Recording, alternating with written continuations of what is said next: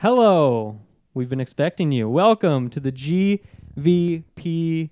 What episode is this, guys? According to Taylor, this is episode 7,914. 14. Oh, That's what you said. Just flies today by. when I Those asked first 7,000 episodes, they just fly right by. 7,000, yeah. They just fucking gone. But in reality, it's episode 337. I am your host, Dylan Muss. I'm joined by the fieldest of all fields, Taylor Field. How you doing? I'm doing pretty good. Yeah, I'm excited to be here. That's good to hear. And your friendly neighborhood caster, Kirkland Patzer. How are you doing? That's right. I am feeling very Wednesday on this Wednesday. Very Wednesday? Yeah. Wednesday's a good day. It's hump day, right? It's hump day, yeah, exactly. It is hump day. Mm-hmm.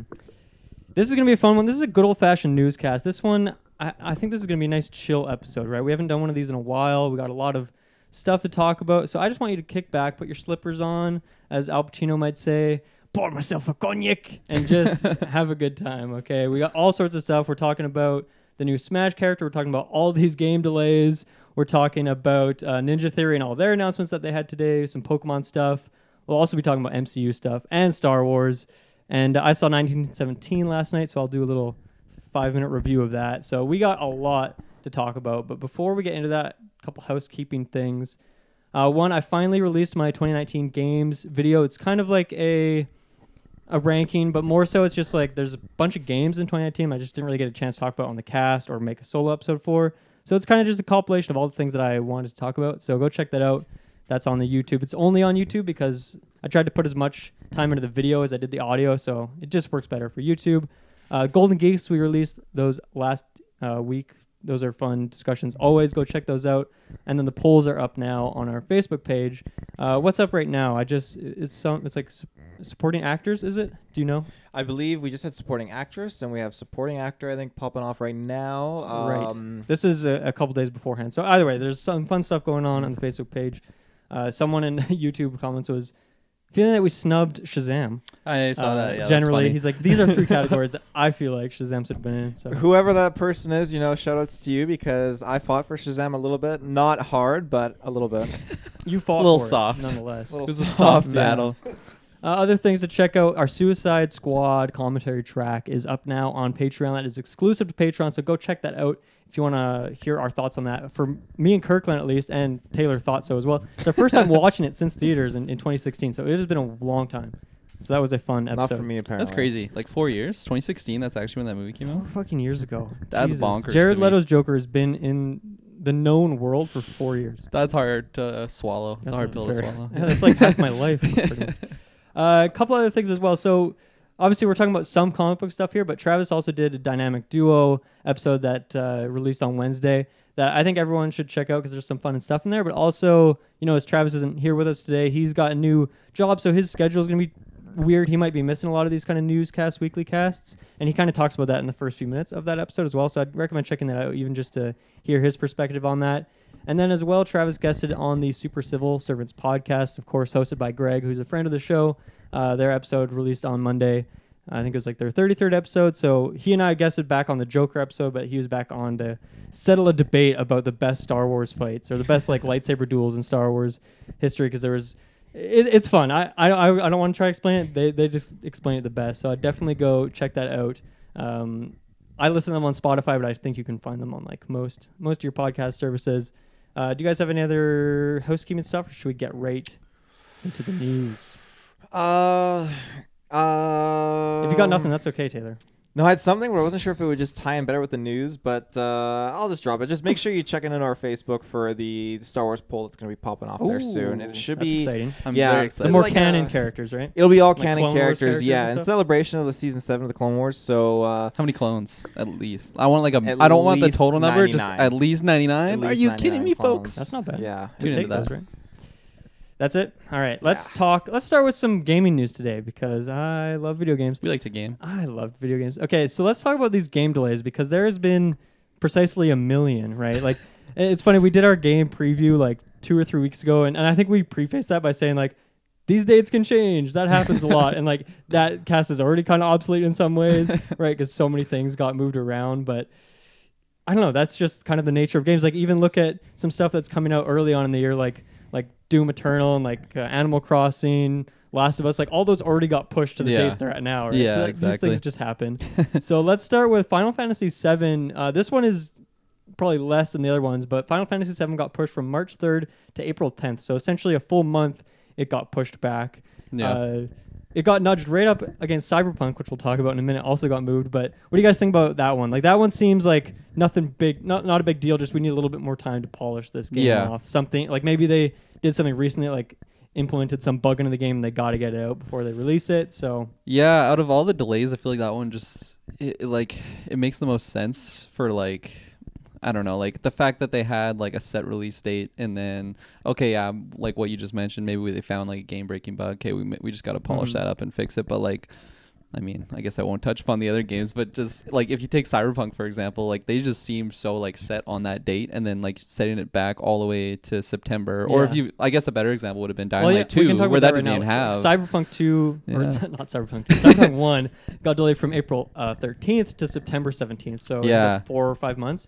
So yeah, that one, like that was kind of scary at first, right? Because Final Fantasy, that news broke first. So it's like, oh shit, now it's so close to Cyberpunk. For me, not a big deal because like I know I'm not getting Final Fantasy, so I'm okay there. But yeah, that's a huge delay. That's a big jump. And then like I was just bringing up like Dying Light 2, that one doesn't even have a date. So it's like, what did they find that they're like, this game isn't even ready to go out? Or like maybe, I don't know. I don't know what's going on behind the scenes there, but yeah, Cyberpunk, I was a little let down on that one because that was probably like my most hyped game of the year. And so September's rough because, I mean, we're just talking about all of these. So Taylor, jump in at any point. Yeah. But Avengers as well got delayed from May to September as well. I don't have the exact date on that September one. If one of you want to Google that quick Avengers date. But that's also in September now. So that's a lot of stuff getting delayed. And they kind of, at first it seemed like they gelled well, but now Avengers and Cyberpunk are both in September. Maybe not so good. What do you think, Taylor? You said Final Fantasy was pushed back a month, right? Essentially a month, yeah. And this is number 7, the remake? Yeah. I feel like, I don't know, just to me, I feel like this game has been in the works for a long, long time. I feel like it was announced like decades ago, even though that's not true, like years, but... the original came out decades ago. The original came out decades ago, I feel like there's just always Final Fantasy. Like there's always one remakes coming out, right? And this was like the most popular one, so it makes sense. Yeah, I think if you push it back a month, that's fine. Obviously, that just kind of goes to show like, oh, we got some things that we want to just make the game perfect with. We want to top it off. But if you push back from spring all the way to September, that's crazy. And then Dying Light 2 just completely caught me off guard. Yeah, so Dying Light is from spring to just unknown. Like, do you guys think that's a 2020 game at this point? I'm going to say yes. I think it'll fall. I think it'll fall into that weird November, maybe even December time slot. That's so tricky. Which is, I mean, like on paper, it could be like, hey, cool, like push it to October. It's like a Halloween sort of thing. But that's so risky because it's like a couple weeks before the new consoles. Yeah. Or I'm assuming that the new consoles are coming out in November, like early November, which is kind of typical for these consoles. And they are coming out in that season. We don't know exactly what date any of them are coming out, but yeah. Do you think it's 2020? I think it's 2020 because either way, like when you look at it for next gen's sake and Xbox Series X, like they're gonna focus on games and still play, Xbox One games. Yeah. So it won't be a huge like hit or a flop in the sense like, oh, they're I don't see them missing the opportunity of, if we release it for current gen. If you don't want to wait and hold off to that last moment to release a game in the holiday season when the next consoles come out and not release your game on those consoles. Yeah. So they want to get it before.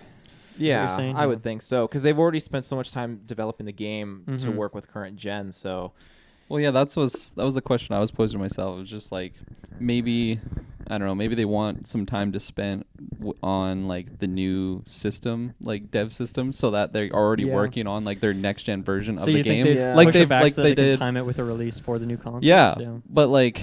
They'll definitely, I'm sure, they'll obviously release it with the old gen because that's what this game was originally made for. Yeah, you're not releasing a game on PS4, like the second exactly. best-selling console of all time. Yeah. No, exactly. So, yeah, that one is interesting. I just quickly looked up the Avengers. That's September 4th. September 4th. Okay, so it's early at least September. got a couple weeks before Cyberpunk. So that's good. Little bit of time there. Yeah. The other thing with Cyberpunk is I had a buddy of mine that reminded me that The Witcher 3, same company, they actually had a delay as well. And that game, it had some bugs, when I played it. And that was, well after the release. So I'm sure there's already some patch notes in there. So I feel like with Cyberpunk, with just how big of a game it is, and I'm sure you guys saw like the presidents or whatever. He's the one that made that statement. It's just like this is such a like So overwhelming detailed, world, yeah. so detailed. Like they really want to just like bug fix, which I totally understand. And hopefully by having like those few months to just like work out those bugs, it's just gonna be even more of a solid game. But like you're still gonna see those bugs. Like they're definitely not gonna hit every single one. That's just the nature of like, I mean, all games, but really Yeah. just open world games, right? Where like, someone could go fuck around in this corner that like,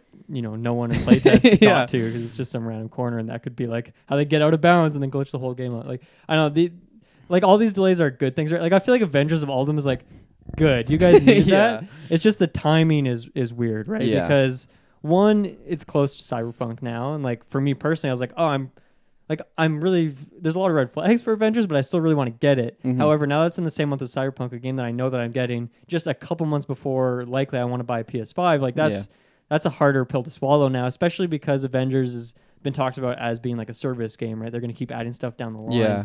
So I don't know. You'd think you'd want like a few months lead. Like maybe they could have had an update out before the new consoles or something. Like, I don't know what their grand plan is for jumping to the new consoles. Obviously, all like Xbox Series X and PS5 are going to be backwards compatible, so you can play these games anyway. But Avengers 1, like it makes sense for the gameplay wise. Like they really sounds like they need to refine a lot of stuff. But I just think timing wise, that might not be the best for them. Like, like assume these other games did get delayed and then it like left that May slot just open for them to just have. Like that could have been a really good thing for them. No, for sure. And then picture that with like an E3 conference with like, here's what's coming next. Like it could have just worked well, but obviously they had to do it, and it sucks. That one's like 4 months as well. So that's a long, it's a big delay. And then just the one that just worries me the most is definitely Dying Light 2. I'm curious as to like, first of all, they released that like the release date on it, and I don't know, they seem pretty happy with it, but then just to not even have like, oh, it'll be the fall of 2020, you know, like not even have like a range that they could like, because like fall, it's a few months in there. You could like if you need more time. If they were confident, they would have said still coming out 2020. Yeah. And then like, but they don't seem confident. They wouldn't need to say a date. They could just say that. So that one, who knows what's going to happen. That one is, it's a big question mark. And then I hope that one doesn't just get gobbled up in like the new console, like the hype of the new consoles. People are playing launch titles, and then Dying Light just kind of gets looked over. Yeah. That would be too bad. That one's the one I'm worried about the most. And then just going back to Cyberpunk quick, for like personally me, it's very upsetting because I'm gonna have like a big trip in October. So if this game comes out, it like, what was the specific date? September 22nd? For Cyberpunk, September 17th. Okay, so but yeah, it's still like on the later half of September. So like, I don't know. It might be one of those things that I'll even like have to miss it, like leading up to my trip, just because I won't. Yeah, and like, I mean, you want them to have like the best release that they can, and I like CD Projekt Red. I really like Witcher 3, and I just want them to do really well with this game as well. So I want them to do really well, but me being greedy and just wanting to have the most time to play this, it's definitely unfortunate there, but sometimes that's just the way the cookie crumbles. It's the way it crumbles. Yeah. What about you, Taylor? I mean, like you weren't really buying any of these games necessarily day one, like 100%. Dying Light, I think you're the most Cyberpunk was kind of like the game that if I go to a midnight launch, I don't have a pre-order for it, but I could be tempted while I'm waiting in line. That's how I'm kind of like am with that. So wait, what? Can you explain that? Like you would go for another game launching that night? No, like, or you just go to hang out. He just walks around. The perfect example I have is like I didn't pre-order Grand Theft Auto 5. I wasn't getting it, but I went with my friends in line, and then I ended up caving and I bought it that night. This is such a like only Taylor scenario. Oh, yeah. Like I'm just picturing you going. It's like, I mean, I guess April's not that cold here, but you'd go. It's like kind of chilly out. You're just talking to people, like essentially giving you their sales pitch of like, oh man, I'm so excited for this game. You're like, shit, man, I am too now. And like, you just sometimes all that hype is just all you need just to end up buying a game. But I'm on the fence with Cyberpunk. Like it's not like a necessity for me. Eventually, I'll probably get it. Both you guys were like kind of 50-50 on Avengers, or maybe not even 50-50, but not really. I'm not a guaranteed purchase. I'm sure it'll drop. Oh, you're just against it. Yeah, he's just totally against it. I like the idea of like playing online with you guys, like, or not you guys, you and Travis, who's not here, because like, and then I feel like it'd be a fun thing for the podcast to just talk about and stuff. But yeah, from what I've seen, it's not one of those things that's selling me on it. Who knows? Maybe these few months will be like, oh damn, it looks really good. Yeah, and I hope that's what comes out of these delays. They need to have a really good show at E3 if they're absolutely even there this year. Yeah. which they probably will be. The last one I haven't mentioned is Iron Man VR, which got delayed to May 15th. I think that was coming out at the end of March, so that's about a month and a half. So not really a big delay, kind of similar to the Final Fantasy one in length.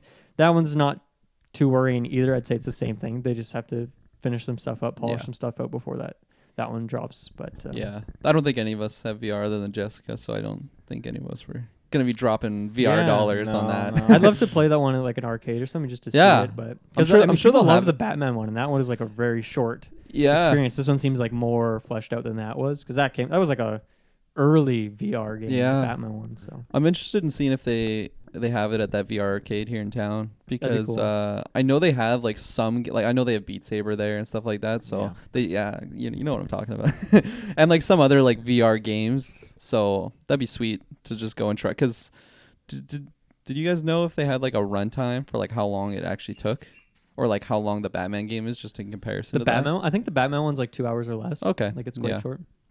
So I'm not sure about Iron Man, but I would assume it'd be something like that, though. I'm pretty out of the loop on like the VR market. Yeah, right? Me too. I don't even know how much those games cost. Like, are they full price games? They're regular price games, I'm pretty sure. Really? I think so. Either that or a little bit cheaper. That's crazy. I mean, the most money you're putting into is the tech, like the VR. Console, so. The $400 or $500 headset. Yeah.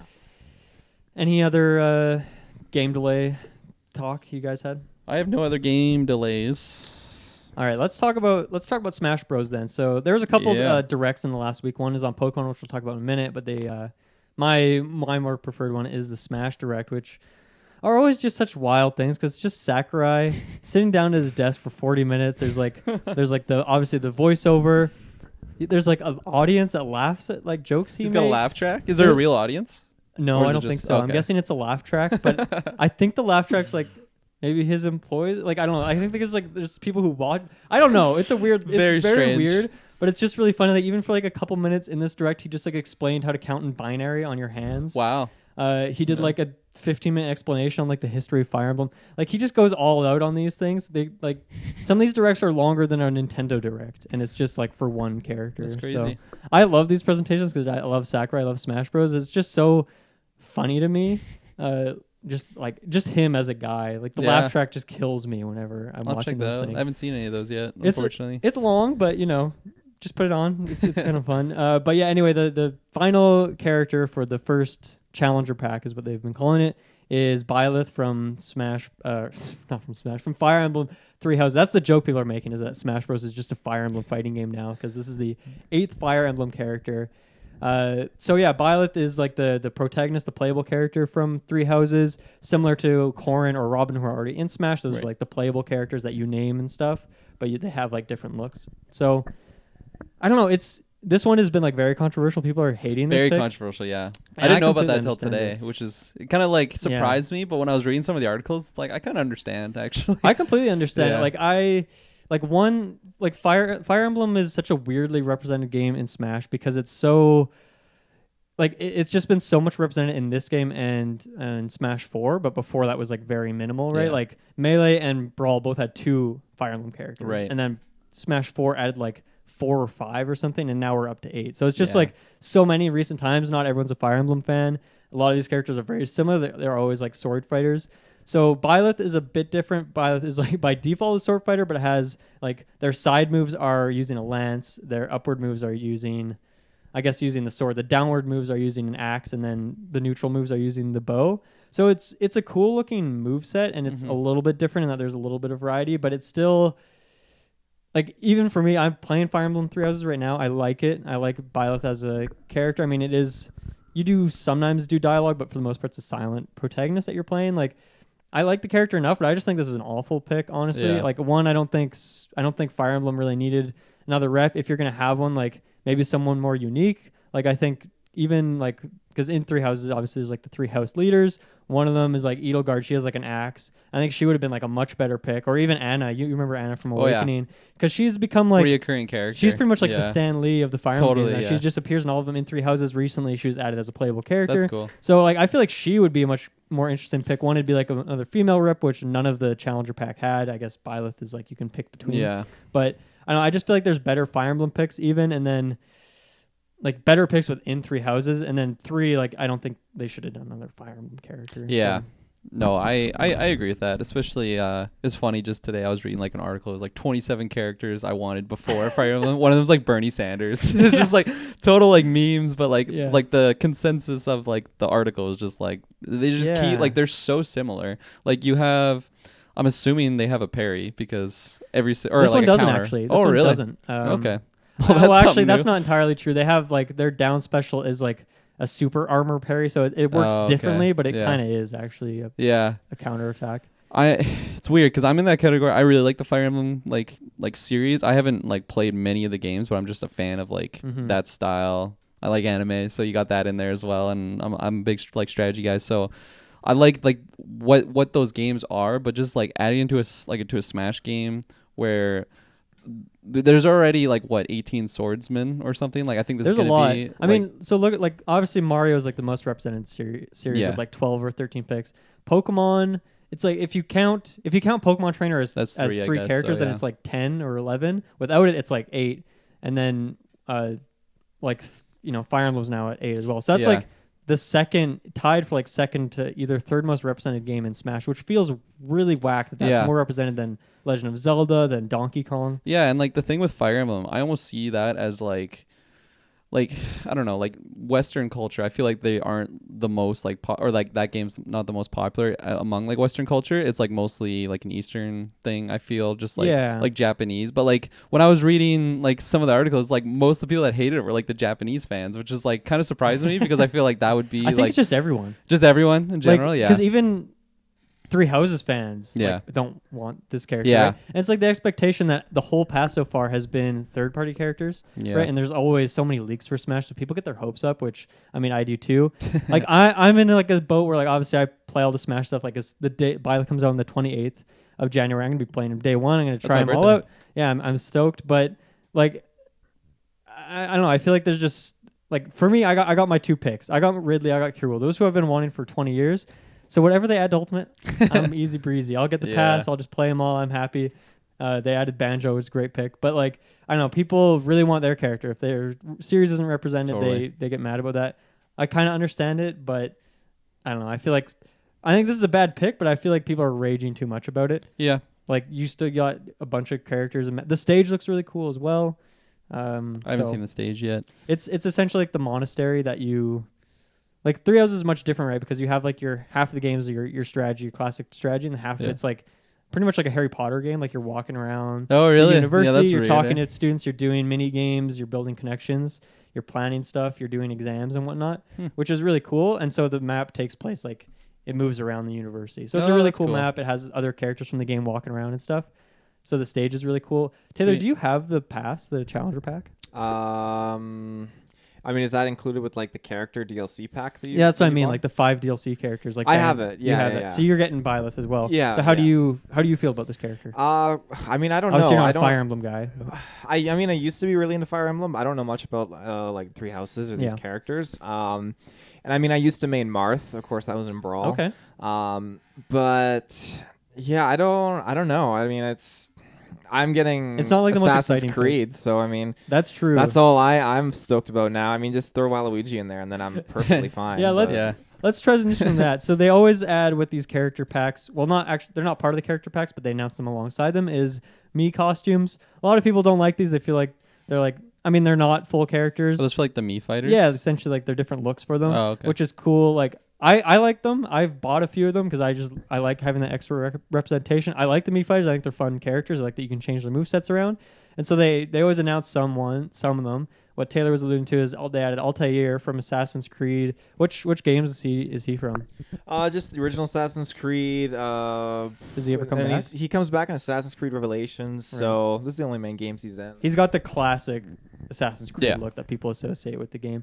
They had a couple Mega Man costumes, one from the Battle Network games, which is actually the only Mega Man games that I've really played. So I think that's pretty cool. They added the Rabbids, like the hood essentially. And then the coolest one of all is Cuphead. They added Cuphead as I saw that. That's like cool. A Mii gunner, which looks great. It looks like how they added Sans from Undertale recently. It's kind of like that. People were mad because like, I would rather had Cuphead than Byleth. And I understand that, but I still think it's great that Cuphead made it in there in that's some cool. form along with a music track. But Taylor, Assassin's Creed is in Smash. Yeah, I was not expecting that. I was Are getting you in the spammed boat by where you're Ruben. mad that it's not a full character, or are you just happy that you have representation? I'm okay. It's not the full character. I think he would be a He's little okay bit out with of it. place, to be honest, with all the other characters in the roster. But I'm just happy to have it as a Slicing close. people up. Oh yeah.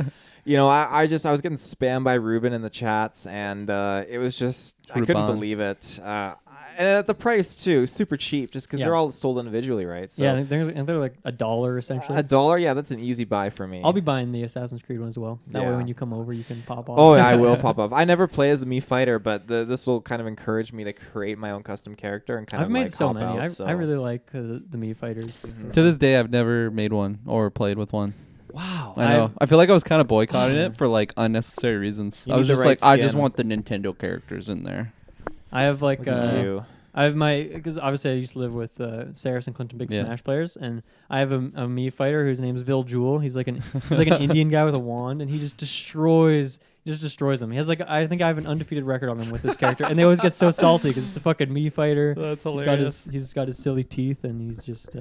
I like Mii fighters. I think they're fun. I'll just try it out. Yeah, and the other thing they announced with this is they announced before, I think maybe at E3, I can't remember when, that they're doing more characters past the Fighters Pass. But they finally announced what that means. So what it means is another Fighter Pass is coming with 6 characters this time instead of 5. So we're getting 6 more characters That's throughout the freaking next amazing. couple of years. So that's crazy for me. This game's going to have like over 80 I think it's somewhere around like 80, 85 is the total number when you add those 6 at the end of the day. So that's insane. Like That is insane. as someone as Smash being like my favorite series of all time, I'm just so lucky. I'm in Yeah. such a good spot. Do you guys have any like predictions or like characters you'd like to see? I want to see like King Boo or something like that. King Boo. I think that'd be a cool. I don't know what his moveset would be other than just some slaps, some ghost slaps. Yeah. But I don't know. I just feel like he would be another one of those like Mario characters to throw in. I know like everyone wants Waluigi. We need yeah. Luigi. Oh, yeah, exactly. And then I was gonna mention just with like the Byleth controversy. That's the name, right? Byleth, yeah. Just like every time that a new character comes out and it's not Waluigi, I just feel like that pressure cooker just keeps getting like more built up when people just like are like waiting to see that Waluigi. And as soon as it doesn't happen, they're just like raging online. So I just find that's kind of funny. I'm not a big Waluigi fan like whatsoever. I know you are. Me and Travis fight for who is the bigger Waluigi fan. Oh yeah.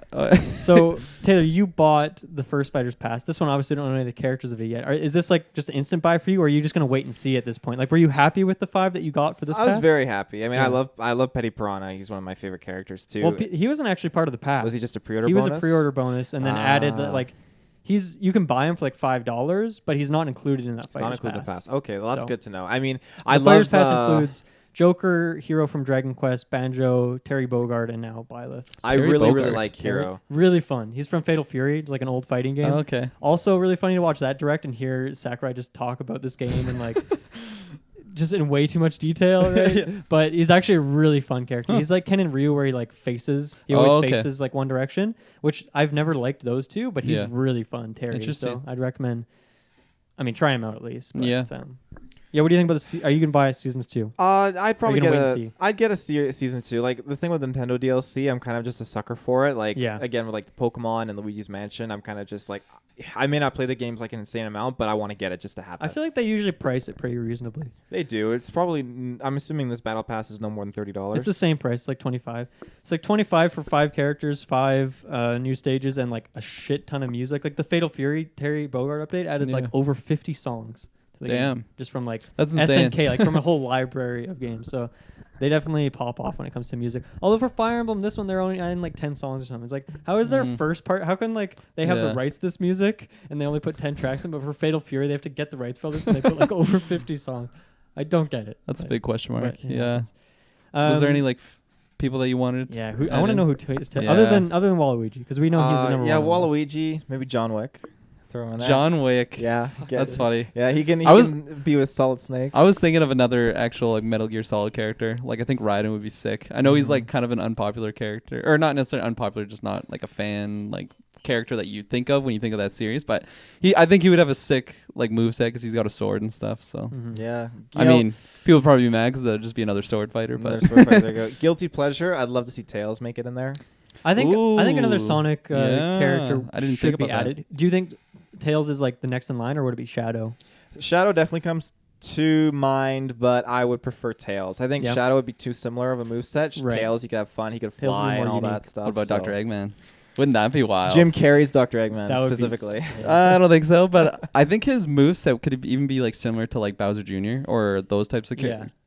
What that's a good are they idea. called? They have so many different Koopa versions. Kids. Yeah, the Koopa Yeah, Kids. they're in like the clown car. Yeah, exactly. I think he could easily be in that, or he could just be lanky, waddling around kicking people. Yeah. I don't know. I think that would be a fun addition as well.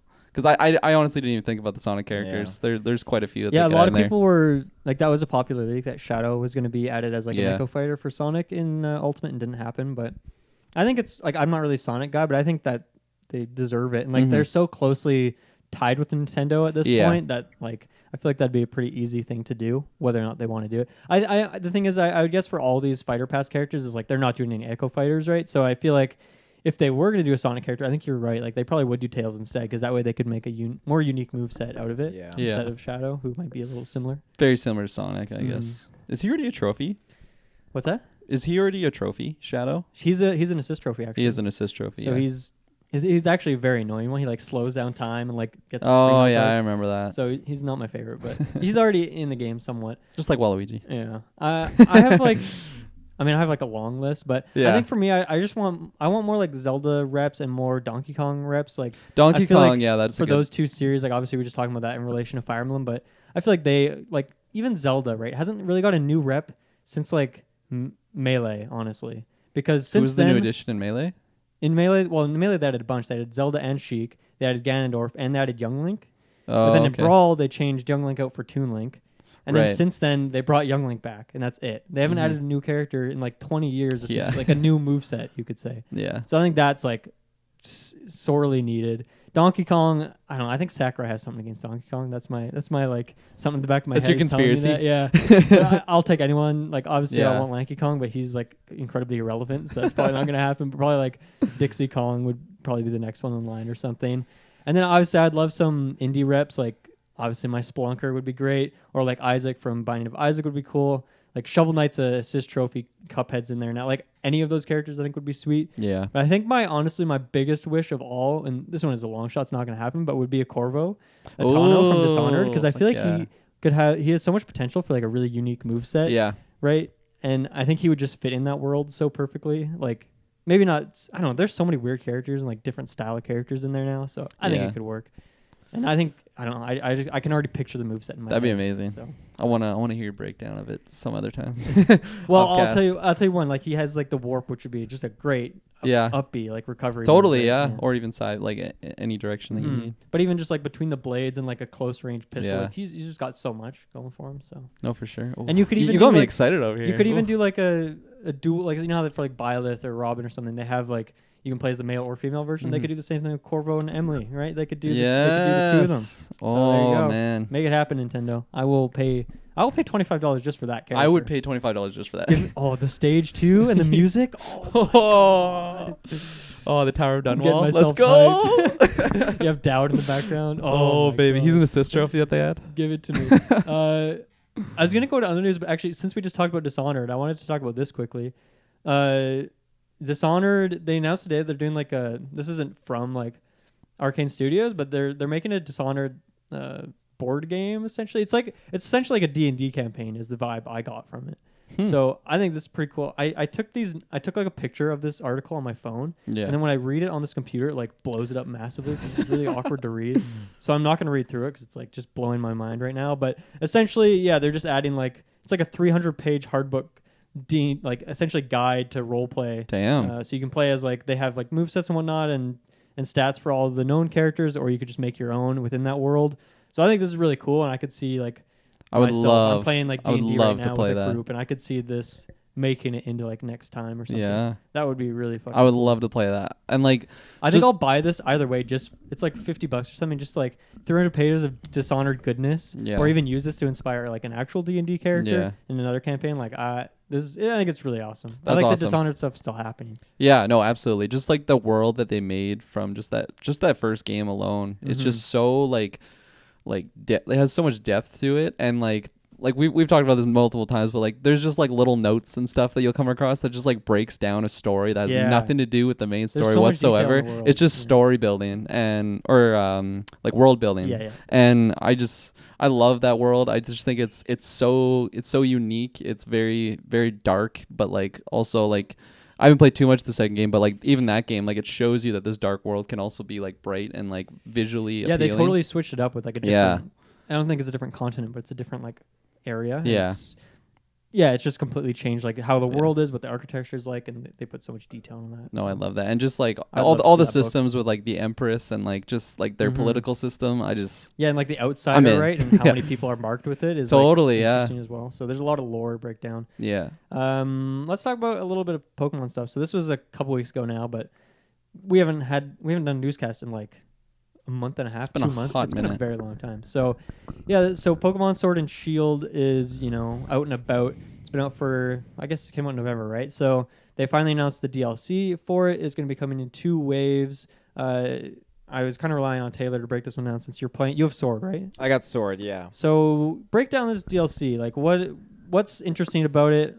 Are you going to buy it? It comes out like later this summer, I think, in 2 waves or something, but the first one's this summer? Yeah, so basically we get two different bundles, I guess you could say. And each bundle, which is nice because originally when the 2 games came out, you didn't get access to all the Pokemon, right? They only had so many in the Galar region, which is nice because this DLC coming out has 200 additional Pokemon that they're throwing in there, which is just fantastic. Thick number. Some new ones, but also just some of the favorites, I guess. Some new ones and a lot of original ones, which is huge because later this year we're going to get the ability to transfer our old Pokemon into the game, and that's a huge thing for me. Pokemon Home thing. Yeah, because I got Pokemon from my Game Boy Advance on Sapphire, and it's huge. That is such a cool idea that you can bring that stuff over. Absolutely, yeah. So to know that I couldn't bring all of them into the game really upset me, and that's one of the reasons I didn't buy the game right away. But knowing this, it's through the roof, and the list has a lot of Pokemon. What do you think of the game? In. You've probably had a chance to play it. Now? I think it's beautiful. I think it's just such a gorgeous game. The world is amazing. I think Pokemon Let's Go Eevee and Pikachu were a huge stepping stone to test wild out. Area. Yeah, it was to test out that world and kind of explore what they could do with Pokemon in the next gen console. Yeah. Have you been defeated? Have I been defeated? Anytime. No, not yet. Yeah, exactly. I've heard the game is too simple, and these Pokemon games just keep getting easier and easier. Do you select a difficulty at the start of the game? No. But that's you're absolutely right. They do get easier and easier, and that's the thing. Like with those old school Pokemon games, they're fucking hard. I had to grind. And I've heard even now, isn't it just like your rival? I haven't played the game, so I don't know what it's like, but usually back in the day, you'd pick your Pokemon and then your rival would choose the counter to it, or it would just be a random Pokemon. But now they always choose like the weaker version of the one that you grabbed, or say he went water, and then you. Jeez, I'm trying to think of what the starters would be. They're always water, grass, fire. and fire. Yeah, right. So say he picked fire, he would do that after you picked water. Yeah. So it was just it would make it super easy for you, and I just feel like these games are just getting easier and easier because they're just sticking with that the child audience, which I know that's that's a big selling feature, but there's also both, people. Right? Yeah. They easily could do both. They could even just make it a sandbox mode or a fucking Pokemon Hunter version, hardcore edition. I think that's seems like their biggest focus of Sword and Shield was the wild area, right? Yeah. Just having essentially a Pokemon open world, quote unquote, when you can actually see the Pokemon in real time instead of just hiding in bushes all the time. And so it sounds like that's what the DLC is adding is new wild areas. Is that correct? Excuse me. Yes, it is. It's adding new wild areas basically to the ones on top of what you get to explore in the game, pretty much, which is nice because you get the Isle of Armor that comes out this summer, and then you get the Crown Tundra, which comes out in the fall. And both of those are available whether you have Sword or Shield. Either or they're available. Yeah, I'm assuming some Pokemon like they do are exclusive to certain versions. Yeah, and that's good because normally what they used to do is they'd have your 2 versions and then you'd buy a third one later. Yeah, that's essentially I guess it just has more content. It's a combination and then on steroids a version. Yeah, so this just seems like a much better model to, one, not gouge you of your wallet, but also just be inclusive of every version of the game. Yeah, so it seems like this is And this is around $20-$25 too, isn't it, for both of them? I think it's $30. Yeah, so who knows how much content's going to be in there? But to me, once again, that seems like Nintendo's being kind of fair. I mean, of course, there's always people raging. I saw people saying like, "This should have been in the game from the start." That's But bullshit that I don't everyone says. It's stupid, and you got to get over yourself. I mean, granted, yeah, I do agree with the fact that all the Pokemon should have been available day one of the game. I think that's fair, but I don't at all. See, am I don't know if opposed it to is. DLC. That's like 800 things, man. Well, See, I think- animations for all the characters. Like, if you want a highly detailed game and like a balanced game and like a good game, I feel like you got to make cuts somewhere and like taking out a bunch of Pokemon so you can balance it and have better animations for the Pokemon you do have. And like they have like the whole cooking system or like camping system, right, where you can like actually interact with them all. Like, I feel like that's a lot of work to put that in for 800 It is. Pokemon. My only like counter with it is like this is their first time jumping into bringing their Pokemon games onto like their next gen console, like to include everything, and that's my only kind of like con with it. Well, it seems I like feel they're making that step at least. They are 'Cause these making that Pokemon, step. the Pokemon added, I believe, most of them, or if not all of them, are actually free. They're just coming out at the same time. Are they? I don't actually know 100%. I thought I heard that, so maybe fact Well, I'd check be that, appreciative of that. That'd be pretty good. I mean, I know, like, if for but maybe the ones they're bringing back, maybe not new Pokemon. yeah, it's hard. Overall, like, I do think that the game should have had all the Pokemon at launch, and that, I mean, you do make a good point. They had to work on other things and all the different like animation styles and such. But then I do like the fact that most of the time Pokemon games are pretty much dead after you beat the league and it's nothing else to do. You True. finish the Pokedex. That's it. In this sense, they're adding more to. Have you played like the online? Because you can like encounter other people online, right? Mm-hmm. Is that like super laggy? I've heard that's not the cleanest. I don't have like many problems with That's it. good. I mean, every now and then you can definitely tell there's some Someone glitching. glitching going on, but it's Nintendo, so Yeah, I guess you kind of just expect that. yeah. That's why they only make you pay like pennies for your online service for Literally the whole year. pennies. Anything else on the DLC? No, I don't think so. I guess they added like a couple new. They had like I don't know what they're called. Extreme Forms, Gigantic. What are they called?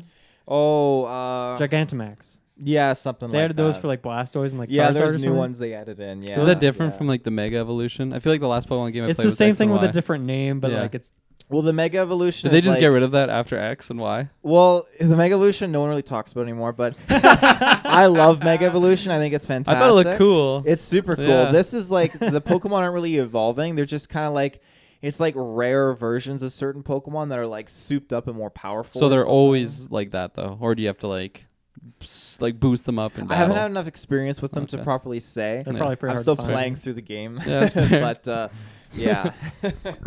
So that's cool. I mean, it seems like they're adding those for like some OG Gen 1 Pokemon, so that's pretty sweet. Yeah. The other thing they announced in this Direct was they're bringing back Pokemon Mystery Dungeon, which was like I guess like a Game Boy game, was It's it? a Game Boy game. Yeah, there's two of them, so this is like from what I gather, it's like those two games bundled into one and like remastered and brought to the Switch that's coming out pretty soon, actually, within the next month or two. And they had a demo for it it's on the eShop right now. So I downloaded that when I was traveling around last week, and I tried that out for a little bit because it seems like it's kind of like a dungeon crawling game, like where it randomly builds the maps. It's kind of like a Binding of Isaac light is kind of the vibe. So I really like those kind of games. So I was like, maybe this is the Pokemon game. I always want to jump in on the Pokemon games. I was Yeah. like, I'm getting Sword and Shield. Didn't end up getting Sword and Shield, but I feel like I was like, oh man, this one looks like it's for me. So I downloaded it and tried it out. It's like I really like the art style first of all, and I like that there's like a lot of Gen 1, Gen 2 Pokemon in there because that's what I'm most familiar with. But it starts out really weird. Like you do this I guess like quiz or personality test to determine which Pokemon you are. You can switch it, but like they do that to say like, here, you're a Machop or something. These questions are like super, super weird. They're like a couple examples. One's like, if you encountered the president of your country, how would you react? And it's like, I'd be happy. I'd be sad. Ah! It's like, what the fuck is this response? It's like, What's your social insurance number? One of them's like, take your right hand and grab a finger on your left hand. What finger did you grab? And it's like all these things. There's really fucking weird questions. It's like, what does soap taste like? I don't know. Just like all these weird ass questions. I don't know how they use this to determine like your Pokemon, but I don't know. I guess they do. That's strange. I honestly download the demo, take this fucking test just to see how weird it is. It's very jarring how weird This is for questions like the new one, the new Mystery Yeah. Dungeon. So this isn't out. The game's out soon. It's like out in a month okay. or two, and the demo's out. Okay. And so you can do like, I don't know how. I played it for maybe half an hour. Yeah. I did the personality test. Screw around in the dungeon. I was like, no, this is Took probably you not for me. 25 minutes to do the personality test. Honestly, I was like, maybe I should do it again just to see what happens. But I ended up getting what the fuck's his name? He's a grass type Pokemon from Gen 2 starter. What? Trico? Yeah. No. That Yeah, was Gen 3. Okay, well it's that one then. I'm pretty sure it was Trico. Is it Trico? He's like a little. He I just don't looks know. like a He's little dude. green guy. Yes, I don't know. It said I'll look him up for it said you. I was sassy and that I was a Trico, and I was like, I don't want to be Trico, and I picked Machop, and then I went on my merry way. Yeah, the Picked final Cubone form, as my you got partner. the final form Meganium, Byleth. Oh, geez, I that's don't know Gen those. 2. I think it was that one. Yeah, that guy. I got Trico. Gen 3. Yeah. Okay, so I guess one they of have my Gen 3 in there favorites. as well, because that game came out like a long time ago. So I don't know what Gen it got up to. I'm gonna guess 3 is where it cuts off, but it's an interesting game. I just think for me, it's like just find full price on it is tricky because it didn't seem like. Yeah. I don't know. I only played the demo for a bit, right? So it's hard to judge the whole game, but I don't know. It wasn't terribly driving with me. I don't think I'll be buying it, but who knows? If it goes on sale, which it won't ever, maybe I'll get it someday. But Yeah, that game totally got swept on the rug for me. I haven't heard of it. I never heard about So- it back in the day, but I was like, this is like up my alley for sure. Hmm. Okay, let's talk about Ninja Theory. So Ninja Theory Yes. today, Finally. well, on Wednesday, this is coming up on Friday. On Wednesday, they just kind of did a little mini direct of their own, which is cool. They just released like a 7-minute video just kind of talking about what they're doing. And I thought this was a good format to get some news across, right? Rather than waiting for the next Xbox, Inside Xbox, or obviously E3 is pretty far away. I think this is a great way to just like get some information directly to your fans, a little more interactive, a little more fun. So they announced a couple things. One, they said that their studio is kind of split into 3 like sub studios at the moment. So one is making Bleeding Edge, that game we talked about in the game preview. One is making, of course, Hellblade, the Hellblade sequel that's coming out as a Xbox launch title. Oh yeah. So they talked quite a bit about that. They showed, I'm pretty sure it was the same trailer, and then they talked about like their team's twice as big for this game, yada yada, bunch of stuff. And then they announced like a new game that they're working on called Project Mara. So they released a teaser for this. It's like probably 50 seconds long. It's kind of like a live action thriller sort of thing. Once again, kind of focusing on mental health, like Hellblade does. But here's an excerpt from Xbox's blog on this game, because it's a really weird looking thing. But today we are announcing Project Mara, our new in-development experimental title that explores new ways of storytelling, and we're excited to share the first details with you. Project Mara will be a real-world and grounded representation of mental terror. Based on real lived experience accounts and in-depth research, our aim is to recreate the horrors of the mind as accurately and realistically as possible. Project Mara will be an experimental title and a showcase of what could become a new storytelling medium. So that's quite the description. Yes. And the teaser is like all live action. Maybe one shot's not, but it's like I think like the girl at the end, I'm assuming she's Mara. She seemed like computer generated. yeah. Yeah. And there's like kind of like a Something about creature lurking in the dark. I couldn't see anything. You know. Was there something in there? It seemed like a quick Oh, okay. I was on my creepy phone. creature face. Low brightness. It's just like, Hard to there might be something there. So this is obviously maybe not too much to grab onto, but what do you guys think of this? And after this description as well. I think this is right up my alley for games. Yeah. I absolutely love like a psychological horror type game, which I'm assuming this will be. I don't know if it'll be like straight like a walking sim where like you can't fight back. It's just you're so trying they, to survive. They said the game will have one character and Mhm. one location. So I'm guessing it's just this little office Oh, that okay. you're chilling in. Yeah, that's really interesting. Yeah, no, I love games like Soma. That one kind of plays upon like just like a psychological thing of Mhm. like. Yeah, Soma's cool. Yeah, that one's great. Another one I think of would be the Layers of Fear, I think it's called. Oh, yeah. That one's about like an artist who like is basically just like psychotic. I forget specifically what Have his you mental. played that game? Because it always pops up on Steam, and I'm like, this game looks really cool. No, I watched a buddy play it, and I was Yeah. like, "This is terrifying." But I and like, it's not like he was right at the beginning. Like he was at like a pretty Right. like climactic part. So it's just like this game's pretty wild, and like he was just kind of breaking down the idea of it, and it just sounded really interesting to me. Mhm. So I like games that play upon the. I have yet to try Senua's Sacrifice. I think that's what the first Hellblade was. Yeah, because the second one's Sinuous Saga, right? Oh, okay, Yeah. yeah. So unfortunately I didn't get to jump into that one, but I just heard really positive things from it. So, and that one was actually from Team Ninja. So apparently they can. Ninja Theory. Ninja. What did I just say? Team Ninja. Team Ninja. You're thinking of Ultimate Alliance 3. Yeah, there you go. Shortest Ultimate Alliance 3. Great game. So yeah, no, like obviously they can do that, like that genre well. I Yeah. feel like they wouldn't want to just make another game that's exactly like Hellblade, especially if they're coming out with a sequel for it. So I found that and a I mean, little this is weird. self-declared as like experimental. So Yeah. clearly they're doing something weird with it. Yeah, It kind of but reminds me of, and I haven't played this game, but a game called Her Story. Have you guys heard about this game? Essentially, it's a game where you're on a computer desktop and you're looking up interviews, and you're through those interviews you're getting more information. The whole thing is just this live action girl sitting in front of the camera answering like interview questions, and so you go on the computer, you search up like keywords or phrases or something, and that gives you other interviews that she did, and then you can like, find stuff. No, And so it's like a very, I think it's, I don't know what the story is. I think it's like you're trying to uncover a murder or something in that game maybe, but it seems like it's kind of in that sphere of trying to play more with live action, is like incorporating that into the game instead of just having like really photorealistic or something. But who knows, maybe that's just like how good the Xbox Series X is, that it looks that good. Because this, I have to imagine as well, is going to be an exclusive to Xbox and Windows, like Xbox on your PC sort of thing. Yeah. Well, just hearing that, I'm assuming it'll be a Games Pass game, so that's pretty cool. Probably. Oh, absolutely. And I'll, if that's the case, I'll definitely, subscribe to the Game Pass and throw jump $1 on there. down. Yeah, exactly, man. Cause like, just from like this little snippet that we saw of like that staircase, I feel like whether that's a building or a house, or like you said, it'll be like one room, pretty much. Yeah, or like one building, like an office building. Yeah, I guess. exactly. Yeah. So I assume the game would just take place there. So I feel like it could easily be like a smaller game that it's not like almost like they're not an indie company per se, but it's just like a smaller scale game. Well, it does seem like they said the team working like on new 20, Hellblade right? is like 40 people. Is it? The first Okay. game was 20 people. Oh, This okay. one's 40. So this is like a subset of, I don't know if it's a subset of that 40 people or if they're bigger, if their whole company is bigger than 40 and Right.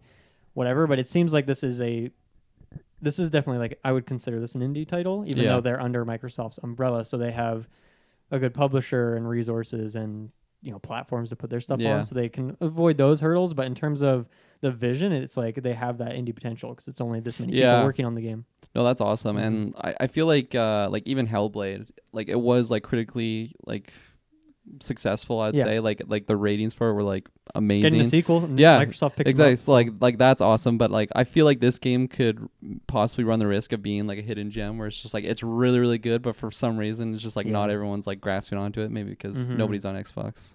Little low jab They're all there, on but PC. Well, Taylor, what do you think? Because this is coming to, well, they didn't say in this, hey, it's coming exclusive to Xbox Series X, but, well, I mean, it wouldn't. It's coming to Xbox One as well, I would have to imagine. But, like, what is your take on this as a game that's in your ecosystem? I mean, when a game presents itself to be, exclusive on Xbox, I get more excited about it.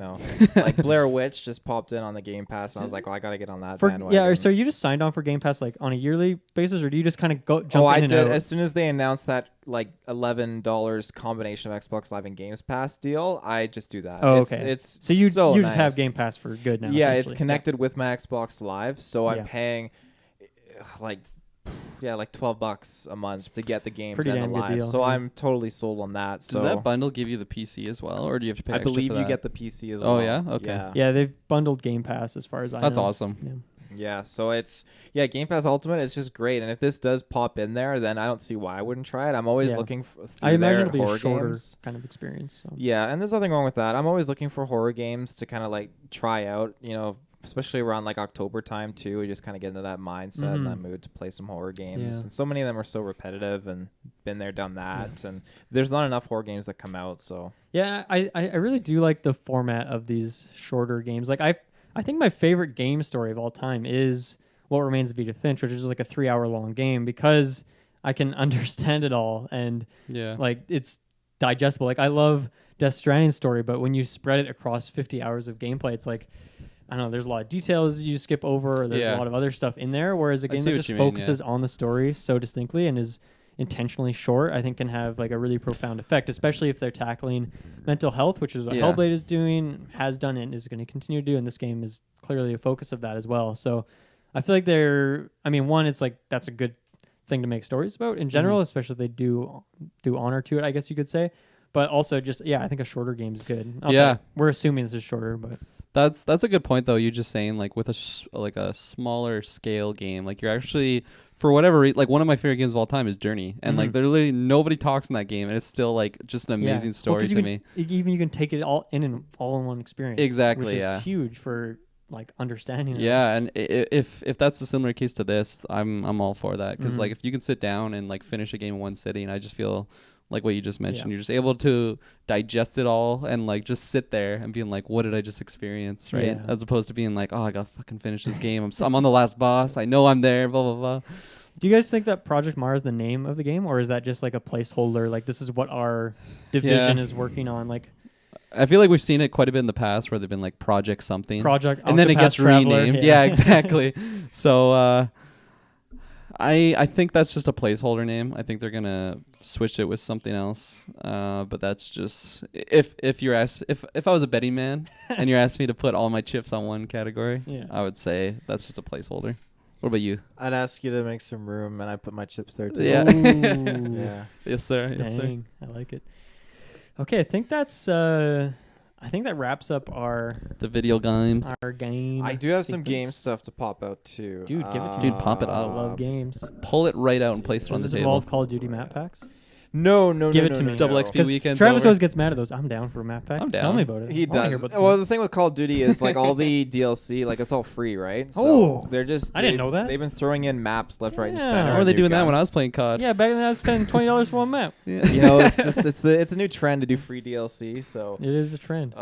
that's nice. Yeah, they just added a crossbow actually, which I'm gonna get this weekend. 30 gigabyte download. Is it an explosive? Fucking believe it. Isn't That's double the normal amount. I know. It's fucking Dude, that's horrible. insane. How much like disk space do you have allocated to this fucking game? 200 gigs at this point? No more than that. The game. Holy fucking The shit. biggest game I have is like GT 5. It's like 60 gigs or something. The biggest no, game some of I the- think I downloaded was Red Dead 2, and that was like 140 That was my gigabytes, maybe. biggest. Yeah, Call it of usually Duty? jumps back and forth. I think right now it's well over 200 gigabytes. That I is think. Isn't that all online too? Like they don't have any A lot of single it's player? No, they got single player. Okay. Like I'm playing through the campaign. And I didn't know got, they like, had a Spec campaign. I Ops. thought they jumped Oh, away they from got that. a fucking sweet campaign. Okay. Holy shit, it's dark. Oh my god. Man. I'm all about the dark side. I'm still Let's freaking go. out those 200 fucking gigs. I guess you got those teraflops. You got to use them for something, right? Oh yeah, I got an external. I hard feel like drive every plugged month in there. you're putting like at least 40 gigs every extra on fucking week. I would not be A able to. month, no. Dude, I would not be able to handle 200. Like every time I get in play or even want to whip out an old PS4 game, I have to delete a bunch of stuff. I don't know Yeah. how it happens. It's like for every game I have to delete like 3. I don't get Well, it. the console is 1 terabyte, and then I got another terabyte hard drive plugged in. I think it is. So Yeah, you need it. I got like 1/5 of that is all- Call of Duty. again. Call of Duty. I'm always buying DLC and expansions, so that's like another like 30 gigs just thrown into the Yeah. mix. So I picture your Xbox, and then you have like a full tower of just like hard drive space. I picture your Yeah. Xbox Sounds just has like a tumor of like Call of Duty stuff that's just busting Just out. build trying it. to Sees another make it update coming, escape. please. Oh, No yeah. more. don't I want the hate that crossbow. there's more I don't updates. want the Put the gun down. God damn.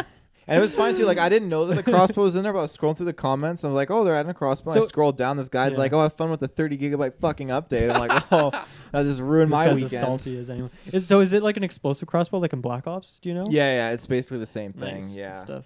So that'll be kind of cool. Great But yeah, game that game was. news. Sony not at E3. Yeah, I Yeah. guess we haven't talked about. Yeah, this I guess on we the haven't cast, talked about that. that. Not too surprising, eh? I think when we were talking about the upcoming games, we weren't.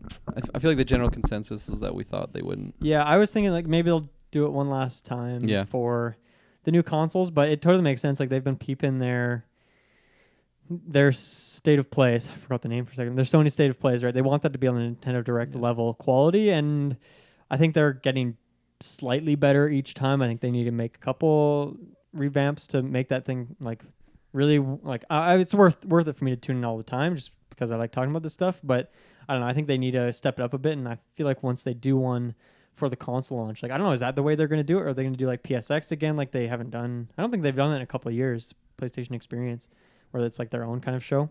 Is that like I thought is that what it was called? Their own like conference? I believe so. Yeah. Yeah, okay. I So feel that- like now would be the perfect time to do that with Yeah, they their haven't done console one in release. quite a while. So So that would make sense. yeah, and like this way they can get the jump on E3. Like they can do a state of play or a PSX like a week or two before E3. They can get all Yeah. their news out there, be the first ones to play, kind of like how they did last year, where they just dropped like Final Fantasy VII stuff, like more like a big trailer or something like that. They just dropped it like a week before Yeah. E3. They got a little head start on everyone. So Yeah, I guess this isn't terribly surprising. I think it was just like deep in my heart of hearts. I was like, man, it's sad that E3 is going, but at the same time, it also makes sense because it's just like these companies pay a lot to get on that E3 floor, like even so much to Xbox.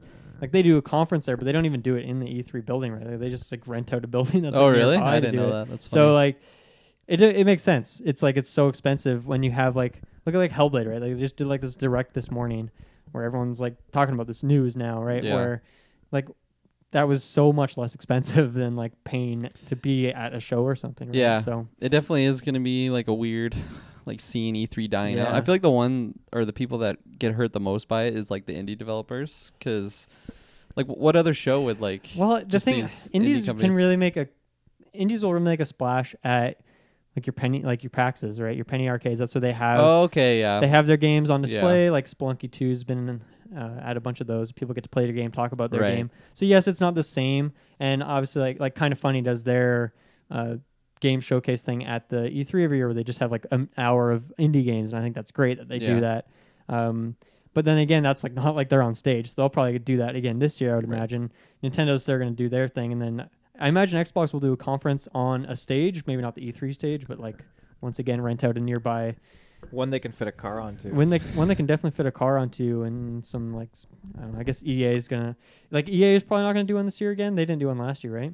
No, they didn't. Yeah, so they probably won't. I don't know. I kind of feel like Bethesda still has to because of Starfield, which is right on the horizon. Yeah, no, So for sure. Yeah, it's I don't know. It's sad, but at the same time, I don't know. I guess it's not the most shocking thing. Yeah, like if you would have asked me like 10 years ago of like, oh, do you ever see like E3 not having PlayStation there? It's like, what are you talking about? PlayStation's one of the biggest. Yeah. Why wouldn't they be there? But We're it's already like, oh, they're too big. They have their own conference now. We're already at a time where Xbox did their console launch at Game Awards instead of E3. Yeah. So we're in a weird time. Times are changing. Times they are changing. So it's Bob Dylan. yeah, the Let's go, Dylan. other thing I got, Xbox, basically, they reveal a little bit that they have no generation exclusives, so basically implying that their new next-gen console will not have any exclusives onto it. For the first year or two. Yeah. For the first year or two. Now, in the way I take this is they're only exclusive because they said with the exception, I think, of Halo Infinite, and they want to showcase the power that the console will have with that game. Now, I take this as when they say exclusives, I don't think they're meaning like, okay, like third parties, like games that'll go into like PlayStation 5 and PC and all that stuff. But I think they're referring to, okay, we're going to have games that are not exclusive to Xbox Series X. They're going to have games that'll be both available on Xbox One and the next gen console. Yeah. So it's going to be one of those things where you don't have to just kind of jump ahead and buy the next console right away. And granted, I'm still going to try to because I want it. Yeah. But at least that's how I took it. I don't think people should be too worried in the sense like, oh, they're not going to have a lot of exclusives. A lot of those exclusives are just going to be past gen available as well. I think it's the play to make. Like when you look at Xbox and how they have their Game Pass and they're trying to just get people to be playing on Xbox. They don't care which one. They just want people playing on the Xbox. So I think that does make it does make sense for them to do that. I think with the like even with just the sales of Xbox One, like that's not going to hurt them too much in the long run. Like I think a lot of people are wanting to get back in Xbox because of all this Game Pass, all the studios they've scooped up. It's like now's the time to do it. I know I've been like tempted. It's looking pretty juicy on that side. But yeah, so I guess that's like the that makes sense for them to do that. Sony will not do this. PS5 will not do this. That's the thing. Like with Sony, like a huge part of their profit comes from their console. That's why they got to try to like land it and ace it. Whereas Microsoft, like they're so much like vaster and bigger, they can take money from different parts and like circulate it back into their console, and they can. Is that experiment. true though? Like I would Sony, think so, because Sony's doesn't just have a console, right? Like Sony's a massive company. Yeah, they are. But I mean, when you look Shout at out to both, Morbius, which we'll talk about soon. we will, yeah. With both their consoles, I think a lot of their money and success, I think, stems off of like the PlayStation and them trying to nail that. And I mean, again, I think that's why they invest so much money and technology back into that console, because they're looking for that return back out of it. Whereas Xbox, like, you can tell with the sense of their exclusives and what they're kind of doing. I don't want to say like they're not investing in it, because they are, but it's I feel like it's kind of spread a little bit more over like this line a little bit with their console, and not as like, cause it's working and it's showing that Sony is investing in their console, and that catches the attention of the fans who invest in that console as well. Whereas Xbox, I mean, they're what not brings people investing to in this wholeheartedly. what's bringing anyone to PlayStation is the exclusives. So if once again they do the same tactic where, hey, you want to play Spider-Man 2, you got to buy a PS5. Yeah. That's going to work for a lot of people. It's going to work for me. That's why I'm already like confirmed to be buying a PS5, because I know I'm going to want to play that sequel. I'm going to want to play Horizon Dawn. I want to see what else they have cooking, you know. And I know that I'm not going to get those things on PS4. Obviously, most games are going to release on PS4 and Xbox One as well for a while, right? Yeah, that's just the nature there's a of weird the changeover, transition period there. especially with, once again, the sales of PS4. You know, that's a lot of potential copies to sell there. So I don't know. I guess this isn't like the most surprising play from where Xbox is at, but it is interesting, like what they're doing, right? Like how they're doing this, how they did their console launch already at a kind of unconventional location. So I don't know. They're definitely taking a different approach, which they have to do. They have to do something different because obviously this generation wasn't theirs. So. I mean, I'm not totally sold on like the exclusives. Again, like Xbox this year, it hasn't like landed it for exclusive games. And I mean, to me as a gamer, I'm kind of, I feel like I'm with Xbox in that sense, where I'm kind of like looking past that. I'm just enjoying the games because now with crossplay on Call of Duty, I'm playing with all my friends on Call of Duty, which is fantastic. And I want crossplay to have more of an effect. With games nowadays. I would really like that too. Yeah, me too. Yeah, that'd be great. Like, I don't know, Kirkland, where do you stand on this, like these Xbox strategies? Yeah, it's weird because obviously I didn't get the new Xbox, and I just saw like the reception of like from when it first came out. Like it was very, very much rocky start at the beginning of it, and they definitely took this generation like back a step from, because like Xbox 360 to PS3, I feel like Xbox 360 just won like that generation, and then it switched over, and Xbox definitely wants to make some moves to try and like get up there at least on the PlayStation level, because I feel like they're still just been a step behind, and I don't know if you put that on like the exclusives that they had, or just like the weird like quality of life issues they had with like you couldn't like trade a game or something like that. Like obviously they're trying to get away from that, but yeah, they had a really bad life. yeah, so I feel like they're trying to pull out like all the tricks in their back pocket for this one, but I don't know, because like the whole point of their saying no exclusive, like they're not going to come out with a Xbox Series X game that can't be played on Xbox One. Is that the or they're just not coming out with Xbox exclusives? They won't be doing Xbox Series X exclusives. The games will still be playable on Xbox One, with the exception of Halo Infinite that they want to emphasize. Right. They want to show off that ultimate power. Yeah. Well, no, Halo Infinite's coming to Xbox One. Is it? Yeah. I don't. Oh, is it actually? That's what they're saying is anything that's like exclusive from Microsoft Game Studios for the first year or two is also coming to Xbox One. So obviously Xbox Series X, they're going to market it as the place to play Halo Infinite. Yeah. It's the best, most definitive, strongest version of the game. Who knows if it will have new like features on it? I'm not sure. Probably not. I imagine it'll just be higher fidelity, but that's what they're saying. So you don't need to buy an Xbox Series X to play Halo. But the thing is, from so many people's perspective, like if you want to play Halo Infinite, I mean, you take the PC side of it. It's like, I'm going to buy an Xbox. Which one am I going to buy? Well, I'd buy the newest one. I'd wait and just get the Series X. So that's like, I guess that's the way to frame it, right? Because they have so many other features that they're pimping along with it. Yeah. But then again, you could, like, because once Series X launches, like, are you really going to want to buy, like, even though the games aren't going to be exclusive to Series X for a year or two, like, are you even going to want to buy an Xbox One at this point? Like, obviously, if you're on a budget, then that can be the case to do it. But, like, I don't know. If I'm like, after all this Game Pass stuff, I like the look of the new console. I like the way Xbox is going. I like all the studios they've scooped up. It's like, if I want to get back in that ecosystem, I'm just going to wait for the new one and get the new one. Even though it's like quite a bit more expensive. I don't know. I feel like that's the thing to do in the long run. Yeah, I agree with you there. You clarified a little bit on the exclusives there for me. But yeah, because I feel like as just a consumer, that's great news to hear. Because if you already have, I feel like it almost comes down to like a new phone thing. How like they come out with new phones every year. Well, it's like, hey, I have my new phone. I need a new one soon. Okay, I'm still on the tail end of like that series, iPhone 25, whatever the fuck it is. The next one's coming out. Okay, well, I'm just gonna wait for that. And I feel like that's a very similar situation. That's how that a they're lot of people having for the Xbox. have compared Yeah. what Xbox is doing. Yeah. It seems like their strategy, which I think is, I think it works. Like even then they have that incentive with Game Pass where you can like buy into like the monthly thing now, and then you can like pay like just a lower amount to upgrade to the Series X when that comes out eventually. So they're already like framing that out so you can get the upgrades that like I don't know, it's built into that system as well. So yeah, that's awesome. Could you see them like still giving like some love to the Xbox One, like almost just like marketing it as like a budget version? Like if you want to jump into Xbox but you can't afford the brand new Xbox Series X, like here's Xbox One with some maybe features they didn't have before, but it's just discounted. I think so. I mean, the Xbox One X is like right now the fastest console or the most powerful console aside from PC that you can snag, immortal, man. Right? Yeah. So obviously like the original Xbox One, Xbox One S are kind of like they've kind of like faded into the wind a little bit here now, and the Xbox One X is kind of like the pinpoint of like, okay, this is where the technology is. And so I feel like they've invested so much time into work into that console and what it can do that they're going to obviously keep that around for a little bit.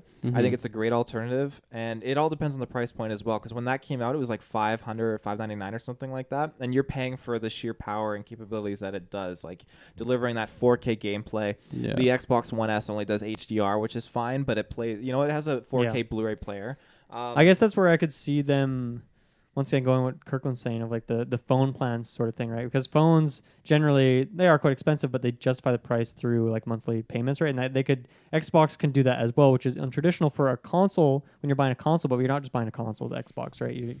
Like Game Pass is fucking sick, and you're buying into that as well. Yeah. So that's something where you could like buy an Xbox Series X, you have that like monthly plan going, then you like maybe you get the new version when it comes out as part of your like fee. If you're in the Game Pass, Xbox Gold, do you think they'll have like Xbox Gold like as a separate cost for Xbox Series X, or is that just going to be all incorporated? No, I don't think there's any more like Xbox Silver, Xbox Gold kind of stuff. I think it's all just this is the. Is it already completely incorporated into Game Pass? Like, can you buy Game Pass, or can you buy Gold without the Game Pass? You can buy. You can buy Gold without the Game Pass, and it'll be like $2 or $3 cheaper. so it's like they make it very unreasonable for you. They've kind of just bundled into one. That makes sense. So, and I feel like they'll roll that all into one for Series X. No, I really like what they're just like the whole Games Pass system, how they're like interweaving it with the Xbox Live, and how it's like it's very like if you want both. Or even if you just want one, like if it's $2 to $3 difference, like I feel like 90% of people are gonna go for just like the bundle, and then you're getting more for what you would already be getting in the first place. So I feel like that's just awesome thing that Xbox is doing, and credit to them. Credit to them, making moves, credit to them, plays, making moves, big plays, big. Any plays. other final gaming notes? You guys been playing anything that you want to talk about? Anything cool going on in your gaming life? Just trudging through Death Stranding. You been playing more? How's that going? A little slowly. I've been playing it again. I know your bridge, man. I think that's more likes than I've ever gotten. I know. I was happy when I came back, because when I put that bridge down, like that bridge was huge for me. Yeah. I opened it up, that whole area of the map, and I was like, this bridge is gonna pop off, and then it wasn't. When I was playing, I was like, oh, that's too bad. Came back to it.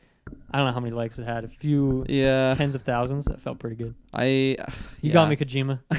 I should have done that. I should have been like, okay, I got some deliveries to do, but you know what? I got to build this bridge because it'll just make all my deliveries faster. It'll help out all the other, like the other bridge employees. But it's a weird thing because it's like that takes an time investment to like go get those bridges, the roads set up. Yeah. It's already such a long game, so it's like you almost feel like you should do that after you beat the game. Yeah. But then, like, I don't know, are you going to go do that at that point? Exactly. I like that you don't have a time frame, and you're just just big chilling. I love it. It's a great game. That's good. Are you still on episode 3? I'm moving slow. I haven't been playing too much, but yeah. How about you, Taylor? How's your Death Stranding experience? Death Stranding. Maybe I will. Maybe I won't. What have you been playing? Anything cool? What's new for you? Call of Duty. Yeah, just Call of Duty. I mean, it's hard because between school and work and all that, the only time I really get I can't commit to a long story. I got to sit down, enjoy like half an hour of game time. That's Call of Duty. So it's perfect for that, except for those fucking gigabytes of downloads. I'll. But if that's the only game you need, then shit, undownload everything else. Are you able to like set it up so that like it'll update like automatically if you have Xbox The on, PS4, or you have to like sit down and be like, I can't wait to play, No, I and then could- it's like, I could oh, do you it. got to start this. I could go on my phone right now and tell it to update. Okay, that's but I good. never do. I think Yeah. I don't know when the updates come, so I just turn it on. Like, I'm gonna play That's Call true. of Duty. 40 fucking gigs update. It's like I got like an hour 20. I'm just gonna sit down and play some COD, and then like an hour 10 of At that. least is an just- hour 10. That's the worst with Minimum. it's the worst with online games because if you're playing a single player game, you can just like, oh, I'll skip the download. Yeah, and I'll do it exactly. later. But yeah, that's too bad. I've just been playing Death Stranding, finishing Fire Emblem Three Houses, but I've been playing Doom 2016. Fuck yeah. Catching up on that one. I got it How's for like that going? $7 on Steam over the Christmas sale. So I've been playing that in preparation for Eternal. I'm not sure if I'm going to get it yet, but I'm Yeah. trying to figure out if I want to. It's really good. I like. It's That's exactly awesome. what I was expecting. It's just like yeah. 100% intense, high energy, just killing demons. You don't have to reload. You just constantly fly around. It's just great. It's like it's weird. Like I feel like game expectations is such a weird thing to gauge, Mm-hmm. especially when it comes to gameplay. Right? Yeah. Doom is exactly what I was expecting to be, and that's perfect. Yeah. Sometimes that could be like a letdown, like, oh, maybe I wanted a bit more. No, Doom is great. That's a franchise what I that wanted. I'm just so happy that it was able to like come back and be successful because like It's great. It that looks was like great, what? dude. That was like probably the first person shooter. Is there one before it? Yeah, Doom Wolfenstein. and Quake really kind of started. Yeah, it all, I guess right? so. I just remember having Doom GoldenEye. on the floppy disk. Oh man. That's why I played Wolfenstein Oh on. fuck yeah! floppy And like disk I had back like in a the day. cheat code for it, but like the cheat code came on a floppy disk. That's cool. You had like a separate floppy disk just for like to get like red keys. You can so actually you go through red door. like there's a couple hidden areas where you like go into like a Doom 64 like Doom, Oh, old that's school awesome. Doom areas. and Yeah. so you can kind of it's like go Just like the visuals. yeah, like it has the Oh, visuals and that's there's cool. I don't know if there's enemies. I've only found one of these areas, and I think it was a very small area. I'm guessing there was like some hidden pathway that I Yeah. just couldn't figure out because I'd never played the original. Yeah. So I was only in there for like a minute, but it was it's cool. I So it's think- like an Easter egg. yeah, there's a lot of okay. Easter eggs and hidden stuff in the game as well. That's sweet. So, and it's cool. Like I thought it was going to be a very linear game, but it actually like each level's kind of like not really like open world, but like semi-open world, and you just kind Some of catacombs. yeah, you just go through, fight different areas. You start opening other doors, connecting stuff. You have to go get different key cards, and it's just a lot of fun. Yeah. And it's fucking beautiful as well. Like just looking at the vistas, like it's all hell. It's like Yeah. not pleasant like Death Stranding's beautiful like Yeah. earthy terrain, but it is a very like high fidelity beautiful game, and That's awesome. my computer's running it really well, which is always something that concerns me because I'm not really much of a computer. Your like, hamsters are still techie working in guy, there. Yeah. And one time I loaded up and it was like chugging. I was like, oh no. But then next time it was like perfect 60 FPS running Fuck great. yeah. Good day. So yeah, I'm considering Doom Eternal, although Animal Crossing same day, it's rough. It's a lot of money to spend in one day. Those games are in such like polar opposite like spectrums. One's That's just why I all think about they- hell. One's just That's like why I think it'd be Animal so Crossing. perfect for each other, right? They balance each other out. You know? Yeah, I agree. Although maybe that'd be too much for my heart. Anyway, let's get into some movie news. Where do you guys want to start? Let's start with some Marvel stuff. Let's start with the Morbius I wanted to start trailer. there. Oh 'cause yeah. I want to hear your guys' thoughts on Morbius. Of course, Jared Leto's Morbius in the Venomverse. Kind of in the MCU verse in some ways. They're trying to steal some of that. We got the That's an trailer a interesting week or two topic. ago. God, what do you guys think? Taylor, you go first. You go first. To me, he's just flat out in the MCU now. You know, if you take, That's how you see it? oh yeah, You saw Feige in the back. I saw Feige. He told me to come over here and he told me what was going on. But no, I think if you just whip the Vulture into this movie like they did, wearing his prison guard uniform and everything like It's that, fucking awesome. Mhm. you know, I just think that 100% just, says it all. Like, okay, they Yeah. made a deal, and obviously Sony wanted it on the cut, and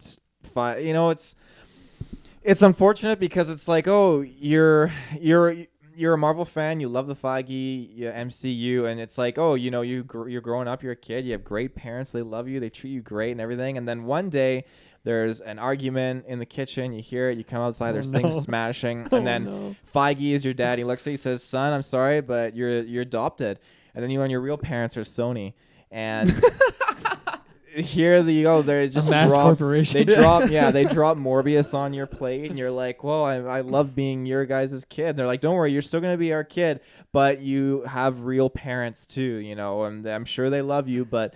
We had to make a deal with them so that they could see you and that we could still see you. And there's a lot of money involved. And that's how I see it. So, unfortunately, That now is a perfect analogy. I tried to make it perfect. So, I'm not against it because I actually like, as weird as Jared Leto's Joker was, like I feel like there's actually a good rebound role, and I'm actually really excited for Morbius. And actually, the trailer kind of really rubbed me the right way. So yeah, I'm very much down for this movie and what it's gonna bring. I guess like I hate that it has that attachment to Venom, and that has unfortunately been now attached to the MCU Spider-Man. Mm-hmm. So you and Travis are kind of in this boat where you take that as like a negative, like to you that's a bad thing, right? You just can't like unsee it almost. Right? I It's do like, because these movies were, I don't know about Morbius, but at least Venom and maybe the general idea of Venom 2 at this point were designed without the MCU in mind, and the MCU was designed without these Sony movies in mind. The MCU is built with its own linear story and the Feige's 5-year plan, and now all of a sudden these extra movies are just thrown in and meant to be a part of that universe, which I think is a little bit weird. That's the only problem I have with it. But that being said, I'm excited because I'm curious to see where this goes in the sense of Spider-Verse and what they're gonna kind of aim for, and maybe Tobey Spider-Man coming into play. I'm hoping for. I'm one of those guys that wants Holland, Garfield, and Maguire, all of them together, and Morales. So, Morales, that would be cool. Yeah, the voice actor, just the voice actor. Cool. Yeah, you just see him in a booth somewhere. And Nick Cage. Nick Cage. Kirkland, does the existence of the Venomverse and now Morbius is joining it, does that take away from the MCU for you? Not at all. And yeah, this is interesting. So I had watched the trailer for the first time today. Ooh. I had heard some snippets, some little chip chirps, some scene, like I don't know if it was you or Travis or maybe both of you, just like screenshotting like Neither of us. No, both of us. Yeah, both of you. Don't try and get out of this. Just like zooming in on like the Toby, because that's definitely not Holland's suit, right? That's very much look like Toby's suit. No, it's I thought it was definitely Toby's It's suit. 100% Toby's suit. Yeah. Pan zoomify. But some people are saying it's from Amazing Spider-Man, right? The game. I don't fucking know. I didn't zoom in. Some people were saying that the suit looks just like the suit from the game. I've never played the game, so I can't fully back that up. I mean, I'm not the guy that pauses trailers and zooms in on stuff, to be honest with you, so I don't know. I thought it was Toby's suit from like the discourse on the internet. Toby's, yeah. I don't really like the default suit in Spider-Man PS4. I don't think it was that one because that one has like a very obvious white spider on the chest. Yeah, it's one of the other ones I think I've heard. Oh, it's like it's in that game. Well, that game has like 20 or 30 suits. Yeah, so. yeah. It does have the Toby suit as well. Yeah. Oh, does it? Yeah, they added that, which is pretty fun.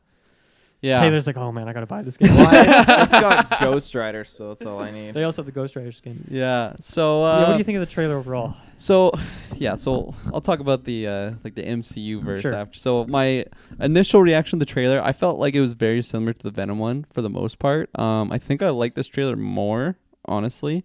And it might be tough saying that just because like leading up to the Venom movie, I was so hyped to just get like that version of Venom in a movie, and so that probably just had me hyped. So I probably did like that trailer more. But knowing what I know now after seeing the movie, I don't know, a lot of green lights honestly for this movie. I feel I agree with you about the Jared Leto stuff. Ever since I saw Suicide Squad, unfortunately, it's been a little asterisk next to just Jared Leto for me. But I hope he does really good in this movie, and I hope I don't know, because like if Venom didn't come out, I feel like I would have much higher expectations for this movie. But like after seeing Venom, I feel like it'll be something similar where like the character of Morbius will be really interesting, but maybe like the whole overall execution of the movie might not be like flawless, or not even flawless, just like really well done. I feel like it'll be stumbling a bit, but hopefully the character carries it like how Venom did for me. It might be tricky though, because Venom just has such a soft spot in my heart, because that was like probably my favorite Spider-Man character from when I was like a kid. Yeah. So Morbius, I still don't really know too much about him. Like I've seen him in like he's in the 90s cartoon. Yeah, he's in Ultimate Alliance 3. Oh, I haven't played that actually. That. I gotta buy it. Yeah, exactly. Not the free to play version. I mean, not like he has any story attached. Yeah, he's just a vampire. Just his character just is really interesting. There's like a little snippet of him doing like his like Echo Vision. I just think like that stuff looks really cool, and like I take that and compare it to how Venom looked just with like his abilities and stuff, and I just thought all of that stuff looked visually appealing to me. But I'm really, really intrigued on how the story goes because we've seen Spider-Man. They like on the poster, they put a lot of emphasis on like showing that like it's like basically half the like of a shot, and then like so all of that stuff, like I wouldn't have just linked it to the MCU instantly until you get to the end, and then you get Vulture in there. It's just huge question mark for me because. Like they've hinted in the past that they kind of wanna like was it from Sony's side that they want to introduce Venom to the MCU or is it just like Sony's all over that, right? Because those movies are making billions of dollars. No, for sure. Yeah. So, but like it's so weird because Sony and Marvel have just had like a rocky like last year. Like, like they had the Tom Holland scare. They had the of course, which was a back and forth. Yeah, exactly. So.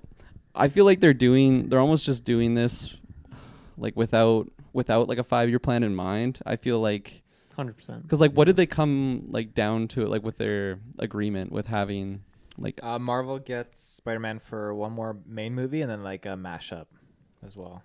Not including this. No, and or on is it their own deal in the Marvel universe. Oh, okay. They get one more Spider-Man MCU movie and then a mashup collaboration.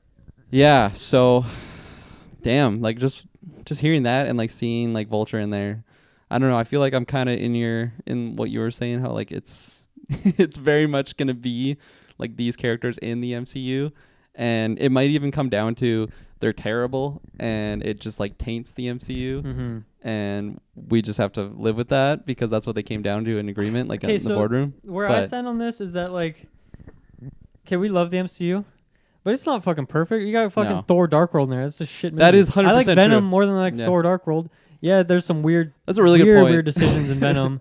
There's some crazy shit, but like I'll take Venom any day over Thor Dark World, over Captain America 1, even Thor 1. Like yes, those are more like older movies and more than any of the kind of the newer movies that have been the last like 2 or 3 years. Like I think the quality is much higher than like a Venom is now, but like I don't know, like it's not like it makes those movies any worse, and it's like there's already some duds in the bunch as well, and there's already tons of weird questionable decisions. Like we already like in the MCU, there's like fucking Hulk dabbing and like Fat Thor and stuff. Like these are already things that exist that I don't really like. Yeah, but like whatever, you just kind of have to live with them. It's like true, but then Venom, with like what is Thor, Venom? How does it take away? Like to me, it doesn't. It's just with Thor: Dark World. It's a movie that it's not one of the greatest of Marvel movies or strongest, but it contributes to the main story of where they had to get to at the end. And even then, they still acknowledge it as a movie in their saga, and they like call back to it lots. Whereas these movies were not part of the story; they're just created in a separate form of entertainment. Yeah, but now we're in a time with multiple timelines. Like it's about to get really weird in the next couple of years anyway.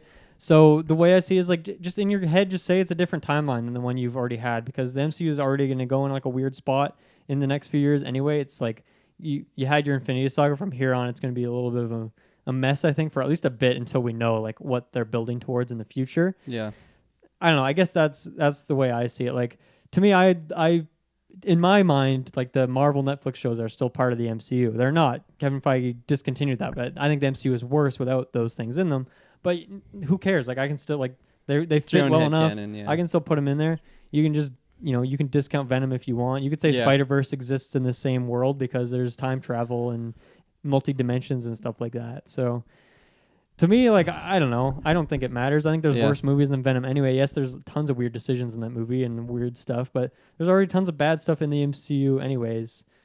I guess that's kind of my stance on it. So do you think going into Venom 2, it'll be like it'll feel a lot different from Venom 1 because because Andy Serkis is directing it. Like it's just a different creative team, it seems like, behind this one because as you said, like I don't think they have a 5-year plan. They definitely don't. Right? They're just winging it movie by movie. I don't think they expected Venom to be as big of a hit as it was. And that's why now they're like, the reason they do this for Morbius, right, is because like who the fuck is Morbius? Like most people don't know. Most casual fans, even like a lot of Spider-Man fans probably don't know who Morbius is unless you watch the animated show. Even if you watch it as a kid, you probably forget who he is.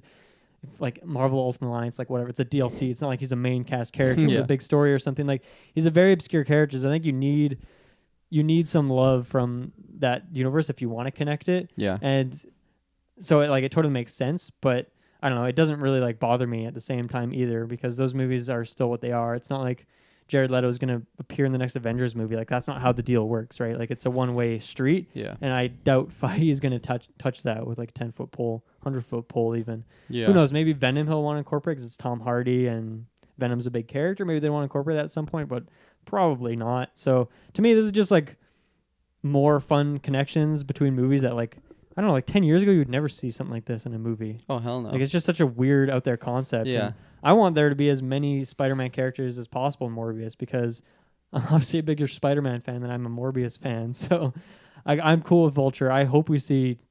I would be so down if we saw Toby again. If we saw any of the live-action Spidey... Even if we saw, like, even if they just made up another Spider-Man for the movie, I don't care. Do it. Why not? Yeah. This takes place in New York, right? That's a good question. I don't know. I would say I probably. just assumed because, like, where else would they have, like, Spider-Man murderer posters? But yeah, I guess that's London. yeah. Yeah, I don't know. I would say it's probably in New York. That's where the Morbius Yeah. I've known is from. He's like goes to university there. But I don't know. What, like, I guess you guys have kind of touched on it. But I think Jared Leto.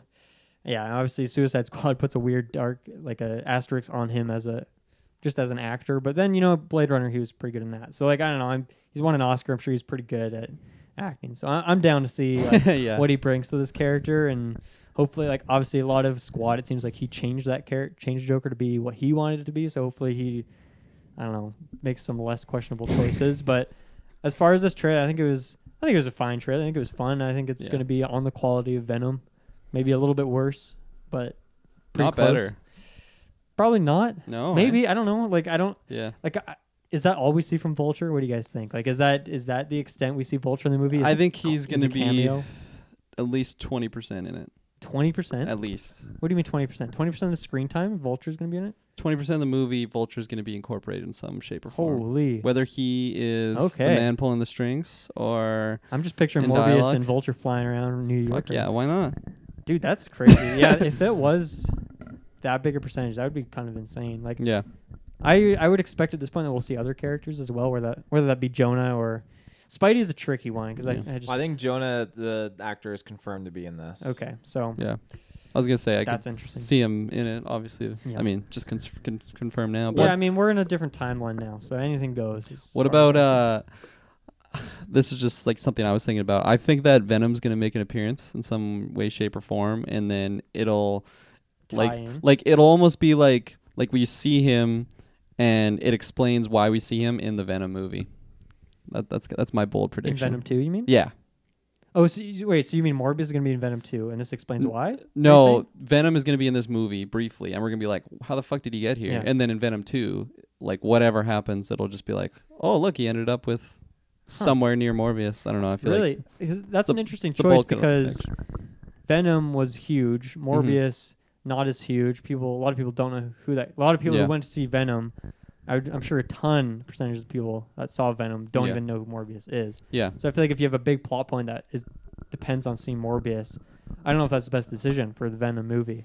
I mean, I just see it as like a marketing ploy because like it's the same company. It could be like a very tiny thing. No, exactly. I don't think he's gonna be like a plot, like advancing the plot in any way, shape, or form. It's just they're gonna see some like similar to like just in the trailer when you see like the Spider-Man like murdered or something like something to do with Venom, like, and like the headline will be like, I don't remember hearing about anything like that in the first movie. Then the second movie they'll touch upon that. I just see because it's Sony. You have Venom coming out around the corner. So not just around the corner, maybe a couple blocks down. But I'm kind of on the opposite where I think they might have a nod towards Madame Web actually. Oh yeah, that's another I'd thing be that so they down want for to that. tackle. Damn, So yeah, that'd be wild. But maybe they'll have both. Maybe they'll just have all of it. Just every They'll Spider-Man throw Chris character. Evans in there, Robert Downey Jr. Oh god, that would be pretty intense. That I would not expect. Robert Downey coming back after Doolittle to do Morbius. In Morbius, yeah. That'd be crazy. Any last thoughts on Morbius? Shall we move along?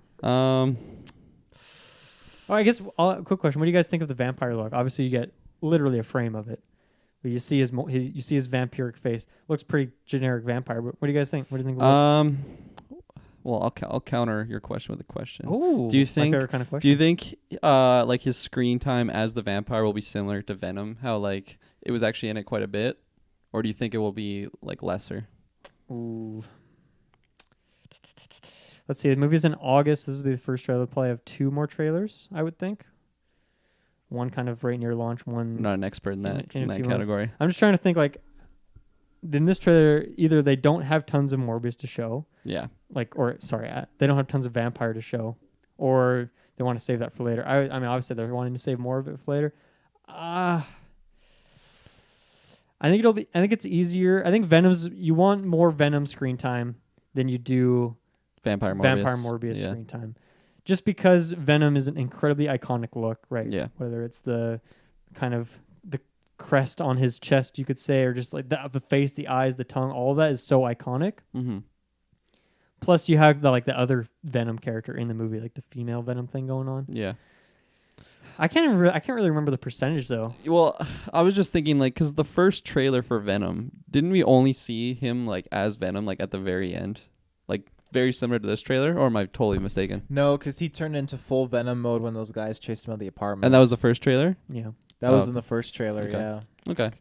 I just couldn't quite remember. I'm gonna say that the majority, so 60% ish of this movie, he will not be in vampire form. Okay. Or he won't look like that. Yeah. Because I think the spectrum of how vampire you are changes. I mean, just play Elder Scrolls, right? Where you can go from jumping around at 200 miles an hour to just looking like a regular dude with slightly sharp teeth. So I think we'll be 60% Jared Leto, 40% vampire. I'm going to say 20% full vampire. Ooh, where are you, Taylor? I'm going to go 30%. Oh, so right in between. Yeah. Yeah, I think there's it'll probably be very similar to the way Venom was in that sense. And his look, it could be a slow transformation too. That's what I was gonna say. I feel it'll be a build up where he'll slowly because we see Jared Leto just looking fucking jacked in there. So we're gonna get that for a good chunk, from when he's actually getting healthier or whatever. So something as well from the animated show, Morbius, Michael Morbius as a guy, he looks very just goth most of the time, but at some point he goes through an actual transformation in the show where he becomes a full-on doom demon level terror, and he's just a full-on vampire demon thing. Looks like one of those Quiet Place creatures almost. So I don't think he'll ever get to any point where he's like that. I think he'll always be very humanoid focused. Yeah. I don't know. I just felt throwing that out there, but yeah, I feel there might be one scene of him being full off the deep end, and then it's at the point where it's can't be like that, so he's gotta tone it down a bit. But maybe one, but I can't see him being like that for any good amount of time. Right. I don't know. It's gonna be interesting. I'm very intrigued about this movie after seeing the trailer. I feel my hype it's gone up a little bit, I'd say. That's good. Yeah, so that's a good thing. It's what you want from a trailer. I'm at the point where I'm going to see this anyway. Yeah. So what's the release date on that bad boy again? Late August, I want to say. Late August, perfect time for vampires. Perfect time. Yeah. Vampires that's their season. That is their season, August. Garlic's not growing too well. The garlic crops are going bad. Yeah. What does it grow on a tree or is it ground? Garlic? It's a ground. It's a clove, the bulb that grows underneath. It has a stem that grows Potato. Potatoes. Let's stay in the MCU sphere. There's been a few stuff. I don't know. There's this one. So Thunderbolts is rumored to join the MCU through Falcon and Winter Soldier. Now, I don't know if this is a new rumor. I feel like we've talked about this before, or maybe we haven't, but it just makes that much sense, right? Because we already know that Baron Zemo is in Falcon and Winter Soldier, and Thunderbolts is a big rumored thing that's happening, or maybe it's confirmed. I don't know, but it's clearly a little bit out of happening. And Baron Zemo is part of that team. So this seems like the thing to do. Thunderbolts is getting kind of set up through Falcon and Winter Soldier. Maybe that could be who they're after. Maybe Zemo goes to recruit some people. I don't know if they'd form necessarily in here, but I think this definitely makes a lot of sense that this is where the Thunderbolts would appear, or where it would originate from. Yeah, I agree with that. I don't know. I don't think there's too much to break down there. Do you guys have anything to add on that? Not really. I'm definitely in some deja vu. I feel like we might have touched upon. I don't know. I don't think we have, but for some reason I thought we did. I feel like we theorized that this is where the Thunderbolts would make sense, or at least that Baron Zemo's in this. Thunderbolts, Baron Zemo. It just makes sense, right? Put two and two together. Yeah. There's other MCU stuff. I don't have any written down. Any things you guys were curious about? Well, it's just the plot points of Winter Soldier. Is that what you're talking about? Or not Winter Soldier, Captain America, the Falcon. Yeah, Winter so I Soldier guess stuff. Cap's in it somewhat. What? Isn't that there's a set photo of him? I thought that was a random dude. I don't know, the plot point of, I don't know. Yeah, that's why I didn't write it down. I didn't. Okay. I didn't break that news point down. Yeah, I think it was just talking about like is like they're gonna be like I'm racial sure Travis tensions. broke down Yeah, all that. no, on exactly. tonight, That- too. that- I'm gonna leave I that think- one for him. Yeah, there you That go. more in depth. I would be butchering it. Yeah. I would not be doing it justice. Yeah, I don't feel like I'm qualified to talk about that. Yeah. Taylor, you got? Should we move on to Star Wars stuff? No, I don't think I have any other Marvel there was, like, stuff. There was like, Patrick. What's his name? Patrick Stewart. Patrick Stewart, you say he's not gonna do. Yeah, you can like it was like a confirm rumor that. that he was talking with MCU, but then he's like already confirmed he's not. Yeah, so I liked his not much to statement on say. there. He said like if we didn't do Logan, I would totally be down, but Yeah. Logan totally great changed finale. that. No, Makes sense. exactly. Great finale for those two characters. I'm sure we'd all be down to have him back, but like at the same time, he went in peace. Oh, Well, maybe fuck not peace. It was quite the. he went in pieces. Quite the discord, but yeah, he went in peace. Ayo. Okay, let's talk about a little bit of Star Wars stuff. So one is new Clone Wars trailer dropped today. That show's coming out mid-February, right?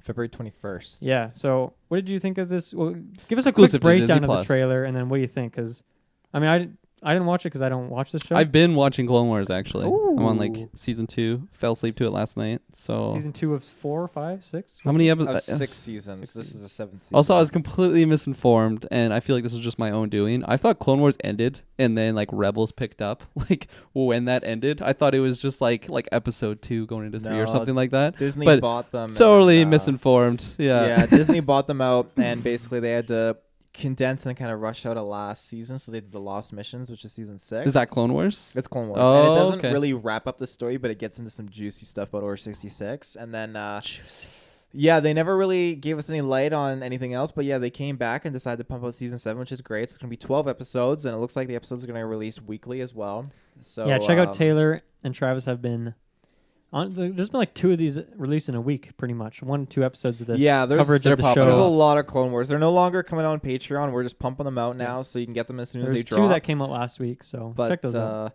yeah, no, this season, if you don't want to hear anything, like cover your ears, because I understand like it's spoilers. This You have trailer is 3 pretty seconds. juicy. My ears are covered. 1, 2, 3. Okay, so yeah, the trailer right away. Like, there's so much going on. We're getting more Darth Maul, following up what happens with. Still him. alive? I thought he was dead. I know, right? what Newest legends? I'm hoping that we get a little bit more insight into obviously like the Darksaber into this and everything like that, because we're getting a lot of the Mandalorians popping off back into the series. Oh, that's cool. Now we also get a nice little cameo in the trailer of Caleb Doom, which is Kanan Jarrus, and he's the main Jedi in Star Wars Rebels, which is super cool. Sweet. Yeah, and what else was there? There was a brief scene of Padme pregnant scene where she's on hologram form and she's like holding her hand up to Anakin. Now, a lot of people are speculating that this series is going to literally end with, I think, Order 66 popping off. And to see that again, Damn. I'm so down. Sorry. So for season 6, you're saying like they touch upon Order 66 stuff. Is that just like leading up to Order 66, or like the actual execution of it? It's the plot almost gets revealed. Like Okay, I won't ask no more questions. You won't ask? I'm still watching the show, so I don't know. I won't spoil it for you, but like it's just someone kind of discovers what's going on, and Palpatine's doing his Sheev games on him. Oh. Sheeving so it it's up. just so good. He's got those nasty Creating some sheep sheep tactics. nasty Yeah. Sheev tactics, yeah. But yeah, from what I can tell this season, I think it's going to overlap into Star Wars: Revenge of the Sith, which is very cool to have a show kind of be not equivalent, but kind of adjacent in that storyline in that sense, and kind of fill in the gaps a little bit. Yeah, fill in the gaps a little bit more with Star Wars: Revenge of the Sith, because a lot of people think that it's just a plot hole seeing Padme pregnant when Anakin didn't know about that till the beginning of Episode 3. But that's why I'm thinking no, like they're doing this from a story point of view, and it's just gonna go into the story of Revenge of the Sith. So it's just there's certain moments in the trailer that Is George Lucas involved in this show? I don't know is. I don't know if he is with season 7, but he has been throughout every other season. As like Same an with Dave advisor, like a Filoni. producer, kind of. I think producer and like I don't want to say director because I'm not sure cartoons have directors. I don't really know. So, but he's been a huge creative like controller of the project with Dave Filoni. But yeah, Filoni, it's just Filoni. He in this sense, a lot of people think again like it's a plot hole because Padme's pregnant and you don't learn about that till Well, that's in the later, trailer, but, right? It's in the trailer, yeah. So how can people say it's a plot hole? Yeah, if you haven't watched the show, Why Because don't you they shut think up and watch the show. they think that this is going to happen before Episode 3, but I don't think they're going to do that. I think it's going to go over the events of Right. Episode 3. So and where Order is 66. where's the end of season 6, like timeline wise? or does it have a strict? Like, is it in between? Is it in episode 2 somewhere? No, like all the seasons of the Clone Wars is between 2 and 3. 2 and 3. Yeah, after The the Clone entire War. 6 seasons. Yeah, after Okay. the Clone War starts at the end of episode 2. Oh, okay. So season 6, I don't know exactly where that ends in the timeline because the whole time span between episode 2 and 3 is about 3 years. So this series jumps around between that, and That's crazy that they've covered that much time. Like Yeah. most Star Wars movies, right? Like they cover essentially like a few days, and then they skip like 5-10 years, and then they talk about a few more days. classic Star Wars. Yeah. Classic Star Wars. Yeah. Oh, sorry. Go ahead. I should have let you go. I was just gonna say, like, watching Clone Wars, I didn't realize like how unlinear it is at sometimes. Because like I was watching one episode, like whatever happened, and then the next episode started with like Anakin was captured, and then I'm like, did I miss an episode? So I like go back. I watched like 10 minutes into the last episode I like just watched. I'm like, what the fuck is going on There's here? a chronological order to watch it. Like they fix that It's when you different? get to about season 3 onwards. Then it starts to Oh. follow a linear story, and it's usually about That's like so 4-part weird. story arcs. But the first like season 1 and 2, you get the score that has like rock music, and it's like all totally jumbled up. Yeah. Like they'll have one episode here, then here's like 4 episodes, then another episode that's a sequel to that first episode, and then you get another prequel episode after that to that first episode. It's totally fucked. That's weird. But the score gets better, these stories get better, and the characters get better By season, by season. Damn. Oh yeah, I'm excited.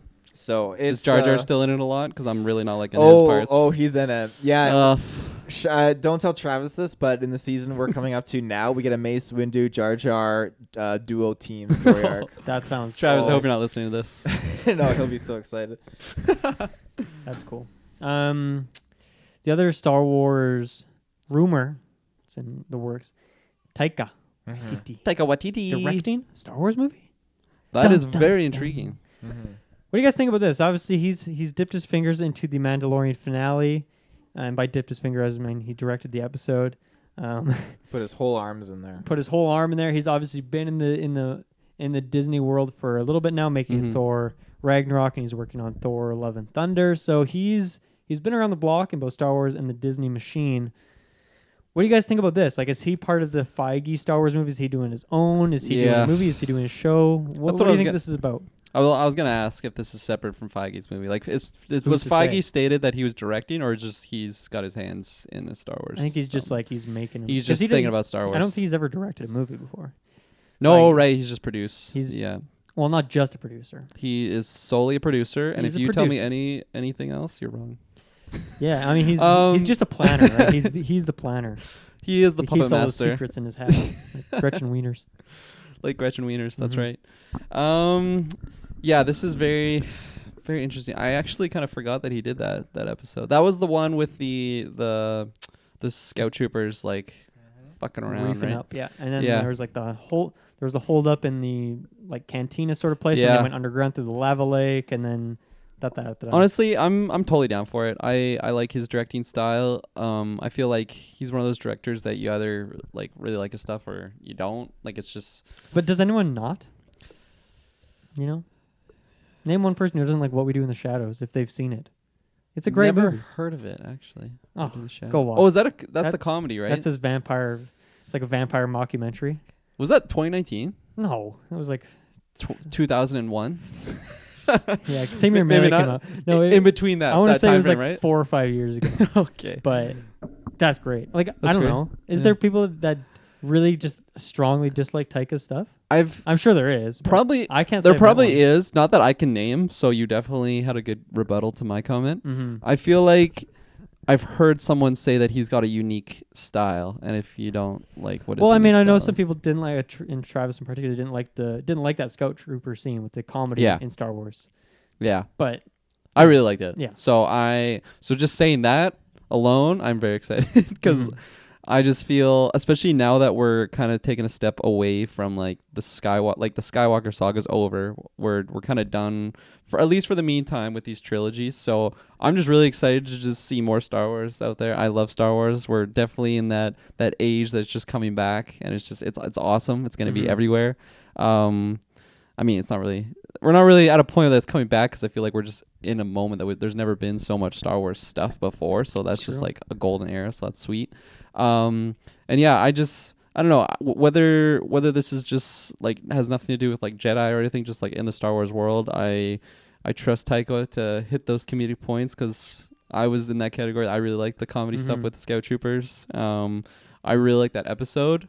I can't quite remember if that was my highest rated one.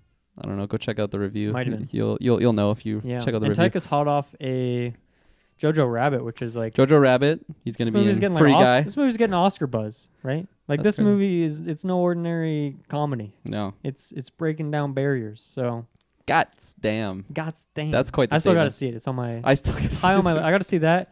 Uncut Gems and Parasite. Those are my 3 that I want to catch up on. Parasite I from want to see. 2019. So. But yeah, for Star Wars, I'm all for this, man. I love Taika. I was trying to make some statements that people don't like him, but I fucking love this guy, and I just want to see some more movies by him. Where do you stand, Mr. Field? I enjoy Taika. I enjoy what he did with Thor Ragnarok. I think it was fantastic. You enjoy the Taika. I enjoy that was Taika. a great direction for Thor. It really was. It was a good turning point. In this sense, I like the rumors coming out where obviously Disney and Lucasfilm don't want to limit themselves to 3 movie trilogies anymore, but they want to kind of do like an MCU style thing where they have multiple movies that are just coming out focusing on certain storylines and characters, but they all connect into maybe towards an end goal.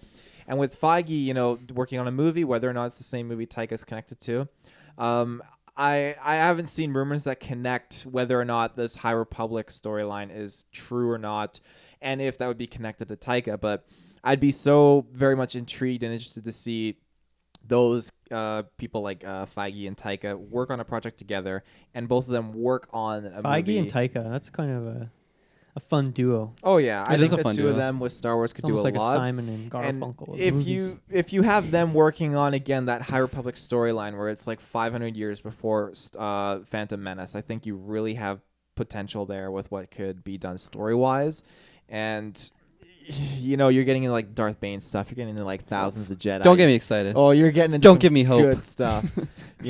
So it's we got 2 years before the next Star Wars. I think it is 2022. I think it's.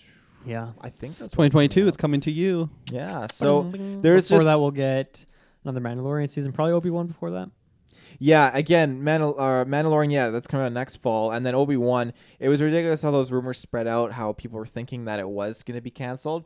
Because that's another thing that I wanted to touch upon, too, is I get worried in the sense that Disney and Lucasfilm does not know the direction that they're heading. And to publicly announce a show like Obi-Wan and then to just drop it and cancel it, that would not be good. And to me, that would show no sense of direction, and that Kathleen Kennedy either needs a lot of help or she needs to like step down from the position, because you don't go on that train. I thought you were going gonna to say she needs to step in front of a car. I was like, No. oh my God, Taylor. No. Jesus. She's But, a human.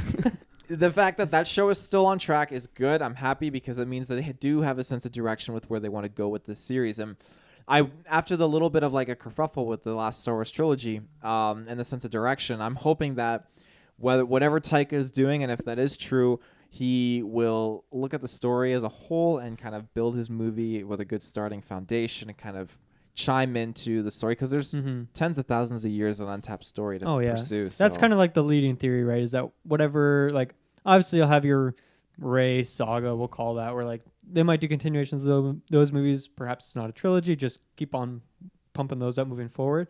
So that's kind of the only place to go, right? At this point, I feel like we've mined any last piece of gold out of the dark era. Obviously, Mandalorian's in like that interesting spot. We could maybe see some more stories there in between 7 and 8, or 6 and 7. But yeah, I think that's the most logical, right? Is going way back in time. Yeah. And like they have like oceans of possibilities they can touch upon. And that's especially they can go so far back that it's not even like it doesn't feel like a prequel. Like obviously it is, but it's not like obviously the prequel trilogy is leading directly into something else, right? Yeah. Something that we already know the solution of. Well, I was going to say too, like if they're going thousands upon thousands of years back, like they also don't have to worry too much about saying like, oh, if this person does this, how does that affect what's already been established? Because it's just thousands of years ago, right? Like it wouldn't even really matter per se. I don't know. Unless they drop like a Darth Plagueis line. Oh, like, oh, have you heard about Darth Plagueis the Wise? It's like, wait a minute, what year is this? Kill him. Yeah, I don't know. There's so many possibilities and like open potential there, and I'm excited. Being a Star Wars fan. Yeah, I don't think I have too much to add. Like I like Taika. I Oh, do you? I do. I'm really excited for Jojo Rabbit. I really want to see that. When's that coming out?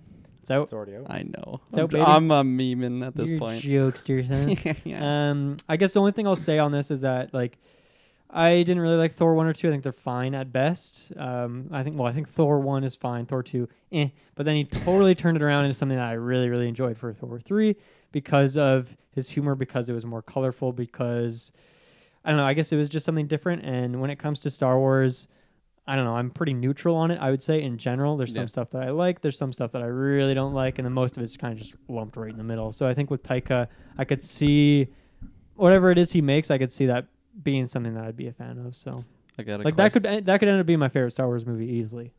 That's crazy. Like easily, I'm saying. Have you seen the prequels? Boy, I love the prequels. Okay, I know you do. Oh, God. I was gonna memes. say.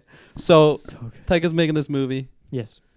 Do you think he's gonna be in Possibly. it? Do you think he's gonna cast himself in it? Oh yeah. Just a minor role, like Of an course. alien, like Do you think alien, it'd be- or it wouldn't be the same character he already played, because he played the IG-88. IG. IG-11. IG-11? I thought it was 88. 88 is IG. a separate assassin droid. 88 me, minus right? 11, so 70. Is it also IG-88 though? IG units are basically all like the same kind of Okay. manufactured What does it stand for? droids. So Incredible what does it stand Gunman. for? Yeah. Yeah, I'll go with that. What'd you say? Incredible Gunman? Dude, that's a sick name. I- I'd play a video game called Incredible Gunman. Or like that's like an It's just anime. called IG. That's an anime like Oh, yeah, translated from definitely. Japanese title. Oh, big time. Incredible Gunman season 3. So yeah, Yeah. what do you think he would play if he cast himself? I'm gonna go I with hope the it'd be alien. a pile of rocks again. Pile of rocks. Yeah, just Korg it up, like not Korg, but like Korg it pretty up. much Korg, like a green Korg. Why not? I think that'd be hilarious. Oh, exact same voice and everything. Yeah. What do you think, Taylor? He could be.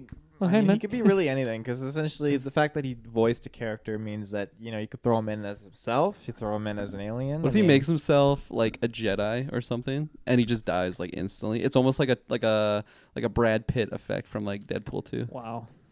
I'd be okay with That's that. old. He credits himself. Well, he's Obviously- directing it. He can kill himself if he wants. He could play multiple roles. He could. Play I'm just multiple bullshit at this roles. point. I'm just wasting all of our time. I'm sorry.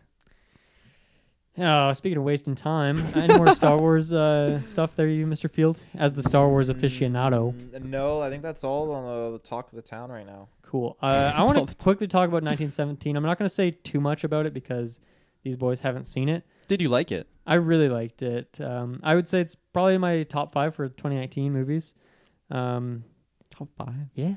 There's more than Yeah, 5 movies that came out in 2019. I think there's at least 7, but no more than 10. So somewhere in that spot. I think you might be onto something there, but I won't. There's definitely won't less give you than credit. 1,917. But I really like this movie. It's like I'm not really a war movie guy. Like I went to see Dunkirk because it's a Nolan movie, but other than that, like I don't really watch it's not really my genre. Even like your Saving Private Ryan's or your Hacksaw Ridge, whatever it is. Like it's just not really my kind of thing. But I wanted to see this one because the trailers were just giving me like big Sam Frodo vibes. Like I was just getting the two buds like off on their journey. And I really, really enjoyed this movie. It's got like all that classic war stuff of being both terrifying and really sad, but also just very visceral and just like seeing like bodies and some of the disgusting tactics that like different armies used is, it's sad. Like this is like very real. It feels very realistic. I imagine this is what it was really like. So it's kind of crazy. So I really liked it from that perspective. I think like the performances are good. Like there's not, I don't know, there is emotional stuff, and I think they nail it all. It's all really good. It's just the only known person is like Benedict Cumberbatch is in it, like briefly. I feel like they should have cast an unknown person, but I think they wanted to do that for like marketing wise. You can put him in a trailer or something. I saw him in that trailer. Yeah, exactly. That's what I'm talking about. Have you guys seen Birdman? No. And the Unexpected Virtue of Ignorance, or whatever the heck that movie's called? Nope. Taylor? I've Hard not seen it. emphasis on the P. Emphasis on, what is the P? The nope. Oh, the nope. I see. I'm sorry. Interesting. I like that capital P. So I guess that's like what it reminds me of the most because, and this might be a spoiler, so if you don't want to hear anything about 1917, then tune out for 10 seconds. But Birdman and this movie is like the movie's framed as one continuous shot the whole way through. So obviously there is points where they cut, and it's probably when they like zoom in on like some dirt as they pan the camera, or like by a tree is when they cut it. But it's like it's framed as just one continuous journey the That's whole way cool. through, and they fucking nailed it. Like the cinematography is amazing. The way it like it'll just follow behind them, or it'll just be like zoom in on their faces for a bit, or it will just like really like frame the background, or just set up the next sequence. And it's really good at like building up the suspense for what's happening as they go through this dangerous like German defended area. But I really enjoyed it. I think it's really fun. I think if you're a war movie fan, even if you're not, because I'm not, I still really enjoyed it. I wanted to see it like a few weeks ago and finally just got around to it, but it's also getting a lot of Oscar buzz. I think it took home those like Golden Globes, so it's winning awards and stuff as well. So yeah, I think I would definitely recommend it. I think in the theater, I'd recommend it in the theater too. I saw it on a cheap Tuesday, which I think is save a little bit of money, but still like really, really good cinematography. The sound is really good. Like the music's really effective as well. So I would definitely recommend it. It's a great theatrical experience. Who directed that one? Do you know? Sam Mendes, Sam Mendes. he directed a couple of the James Bond movies. Actually, he directed I think Skyfall and maybe Spectre. Oh, cool. Other than that, nothing that I knew when I IMDb'd him after the movie. He hasn't directed too many things, like maybe 10 movies or something. But yeah, those are the most notable. Are those? So would you say you love this movie? Would I say I love it? Yeah. I would say it's probably my favorite war movie ever. Was Anna de Armas in it? No, but she was in the No Time to Die trailer. Oh, okay. So you saw her at the theater. So I saw her at the theater. I was like, damn, she's just gorgeous. But I also saw the A Quiet Place 2 trailer for the first time at the theater. Oh, yeah. Because I just hadn't got around to watching it. I was talking to Taylor. When's that movie coming out? I feel like it's a little March ways away. 20th, the day that Animal Crossing and Doom Eternal comes out, so I'm not seeing it. But the trailer was really good, and I was like, man, I want to. Like, I'm gonna go on a cheap Tuesday now. I think for it. I can't justify that opening night because I'm busy fucking. It's hilarious. Tending to my town. But for whatever reason, I had in the back of my mind that was a Netflix original movie, but I was thinking of Bird Box. That's a very similar movie. Complete ripoff. Birdman, Bird Box, Bird Person. Yeah, all these. Attack of the Birds, episode 2. Attack of the Birds, episode 5. Yeah, so 1917, I recommend it. Great movie, great trailers that play in front of it as well. Oh, also, you guys remember we talked about The Invisible Man? Yes. Have you guys seen a trailer for that movie? Yep. No. So I hadn't watched the trailer before our movie preview.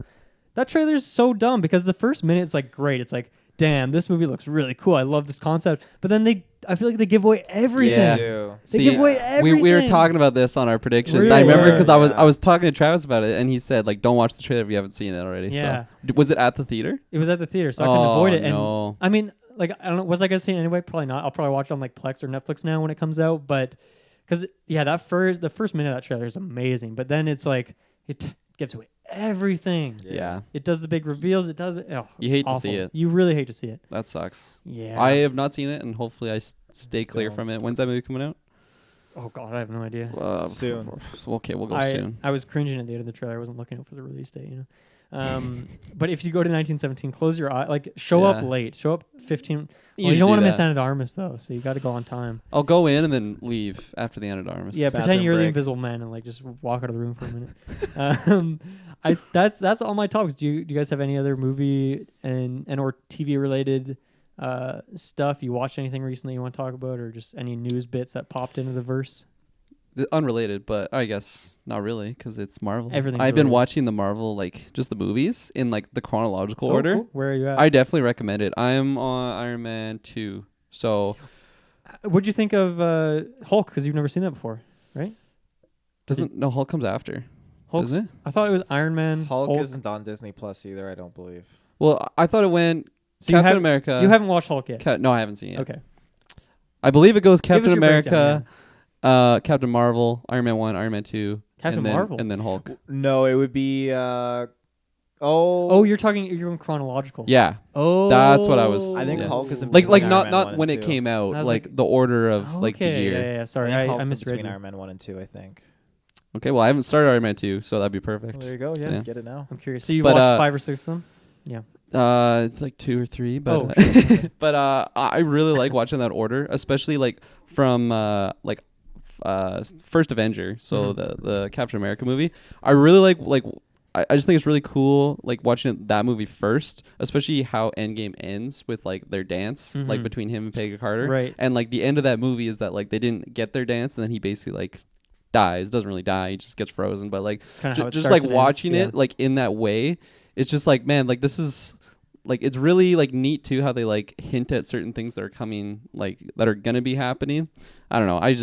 I'm digging it. I'm loving it. I love those movies, and can't wait to get to Thor: Dark World. That's all I'm gonna say. There you go. That's all you need. But Watch that one I definitely 1.5 recommend times watching speed. it in that order because it's just a fun Next time I time. do a rewatch, I'll do that. It's also the first time I'd seen Captain Marvel since I saw it in the theaters. Right. I regret not watching it like before Golden Geeks because I think I would have nominated it for a few things because it's actually a really solid movie and I Nice. really like it. Yeah. Well, it missed the cut this time. It Maybe definitely Captain did Marvel 2 will be a big There you go. contender. I also want to drop some movie news. So Ooh. National Treasure 3 is confirmed, and I just did my National Treasure marathon, all 2 movies the other day, and Huge marathon. huge. So the biggest question I have is what is on page 47? You know, that's what I need to know. Clue what you're talking about. In National Treasure Recommend. 2, the president, he kidnaps the president. And he's like, I need to find your book, and the president's book, right? It's got all the secrets of the Right. presidents in there, and Naturally. the president's like, oh, you know, we never had this conversation, but if you look into the book, I need you to do something for me. Check out page 47. And he's like, okay. And then that's all they do. And at the end of the movie, he's like, so did you check out page 47? He's like, yes, I did. I can help you with that, sir. And that's it. We never know what's on there. So when did the last one It's come out? Aliens. Ooh. Decade These are ago. Nick Cage movies, right? At least They're a Nick decade. Cage movies. Yeah, the last one came out at least a decade. At least a decade. Over a decade ago. So yeah, but it's being helmed by Jerry Bruckheimer, I believe, who I think produced the other 2. Yeah, he did. So he's coming back to direct. That's great. So I'm hoping they continue that Nice. story. But the movies are they're both so like gems. They're So that was so just good. announced that it's happening. Like they haven't filmed yet or anything. No, they started working on it now. I think is what they're going into Okay. production or something like that. Pre-production. So I'd be so bold to say they're national treasures. I don't know if I am bold enough to say it. I thought I had you there. Yeah. I thought you'd go in. We'll retro those when we do our Nick Cage. Absolutely. retro. Oh, I yeah. remember loving those movies when I was young. I think it was just like the whole intrigue of like, is there a national treasure out there? What's on the back of the Declaration of Independence? Like all these things. I don't know. We're It was just stealing that just Declaration. fun like movies, but like those are definitely guilty pleasures because I had rewatched. I haven't seen the second one since however long ago it came out, but I rewatched the first one. Holy I bet shit. what's on the both back is like It the is sheet. so good. Is like the sheet that the person had to read at the Oscars when Nick Cage won his Oscar. I bet it's that piece of paper Oh yeah. folded up. It's just, I feel like rewatching these movies. I feel like this is like the turning point where Nick Cage is like gone clinically insane. I feel like because he displays like certain tendencies in the movie where this guy's like a nutcase. Where he starts just doing the eyes and yeah. Oh yeah, he's just absolutely going wild. What do But you think- I want to meet him. What do you think? Like, Me do you too. think this is gonna take place in the States because it's their national treasure? Everything has been in the Yeah. States. I mean, the Temple of Gold has been in the States. I mean, the what was the other one? The treasure from the Crusades in Europe has been in the States. Everything's in the States. That's so fucking it's hilarious. extremely patriotic. But you know, the movie drops some amazing. Moments where he's just like, I was trying to like tell Madison like, oh, stop what you're doing and listen to Nick Cage here, and I had to like rewind it 3 times because she wasn't paying attention. She's and, like, fuck again. oh yeah, but he's dropping great sentences about like the Declaration of Independence. I'm like, oh, Nick Cage, like you're just preaching to the He's choir so right now. I patriotic love in it. that movie. He's so patriotic. Like, I love it. When they get the Declaration of Independence and he's just like reading something on it, he's just like sits there. He's, he's like, oh, chills. just yeah, just hits you every time. Oh fuck, Yeah. I love those Good movies. stuff. So it's gonna be great. Any other topics there, Mr. Field? Or is that going to do it? No, I think that's it. That's going to do it. I think next week is probably going to be another newscast, I would imagine. So I would imagine. you can expect us 3 likely to be here. Maybe Travis will make his grand return. Maybe he won't. But either way, it should be a fun one. Taylor, where can they find us? Ladies and gentlemen, with the internet connection, you can find us in the search bar, Geekverse Space Podcast, or Twitter, Geekverse Cast. You can find all of our content, polls, everything, and especially Patreon. Check us out because we got lots of exclusives on Squad there. commentary tracks up there right Exactly. And, if you've checked out our social media, you've seen our current year plan with all the Patreon exclusives that Yeah. are coming out. It's going to be a good time to be a Patreon donor, let me tell you. Yep. But if you're not, don't worry. There's still lots of good content that's coming out, Right. just the same. So Yeah, we have lots of. I think it'll be some nice newscasts. Which it's so nice. Newscast is They're nice, fun. chill, It's good relaxing. vibes. Talking about whatever the fuck you want. to Fuck talk yeah. about, But we also got Birds of Prey. We got Sonics coming up. There's a bunch of shit. It's gonna be fun. But thank you so much for tuning in. Check us out on Twitter and Facebook. Listen to us on Apple Podcasts, Spotify. You already listen to us on one of those. So make sure you hit follow or subscribe or whatever the fuck it's Or called. on your 5-star platform. review with Yeah, a written 5-star review. Written Mhm. would help. But Thank you so much for all your support over the last few weeks, years, months. days. We love all of you. Thank you so very much. And we'll catch you next time. Bye-bye now. Bye bye.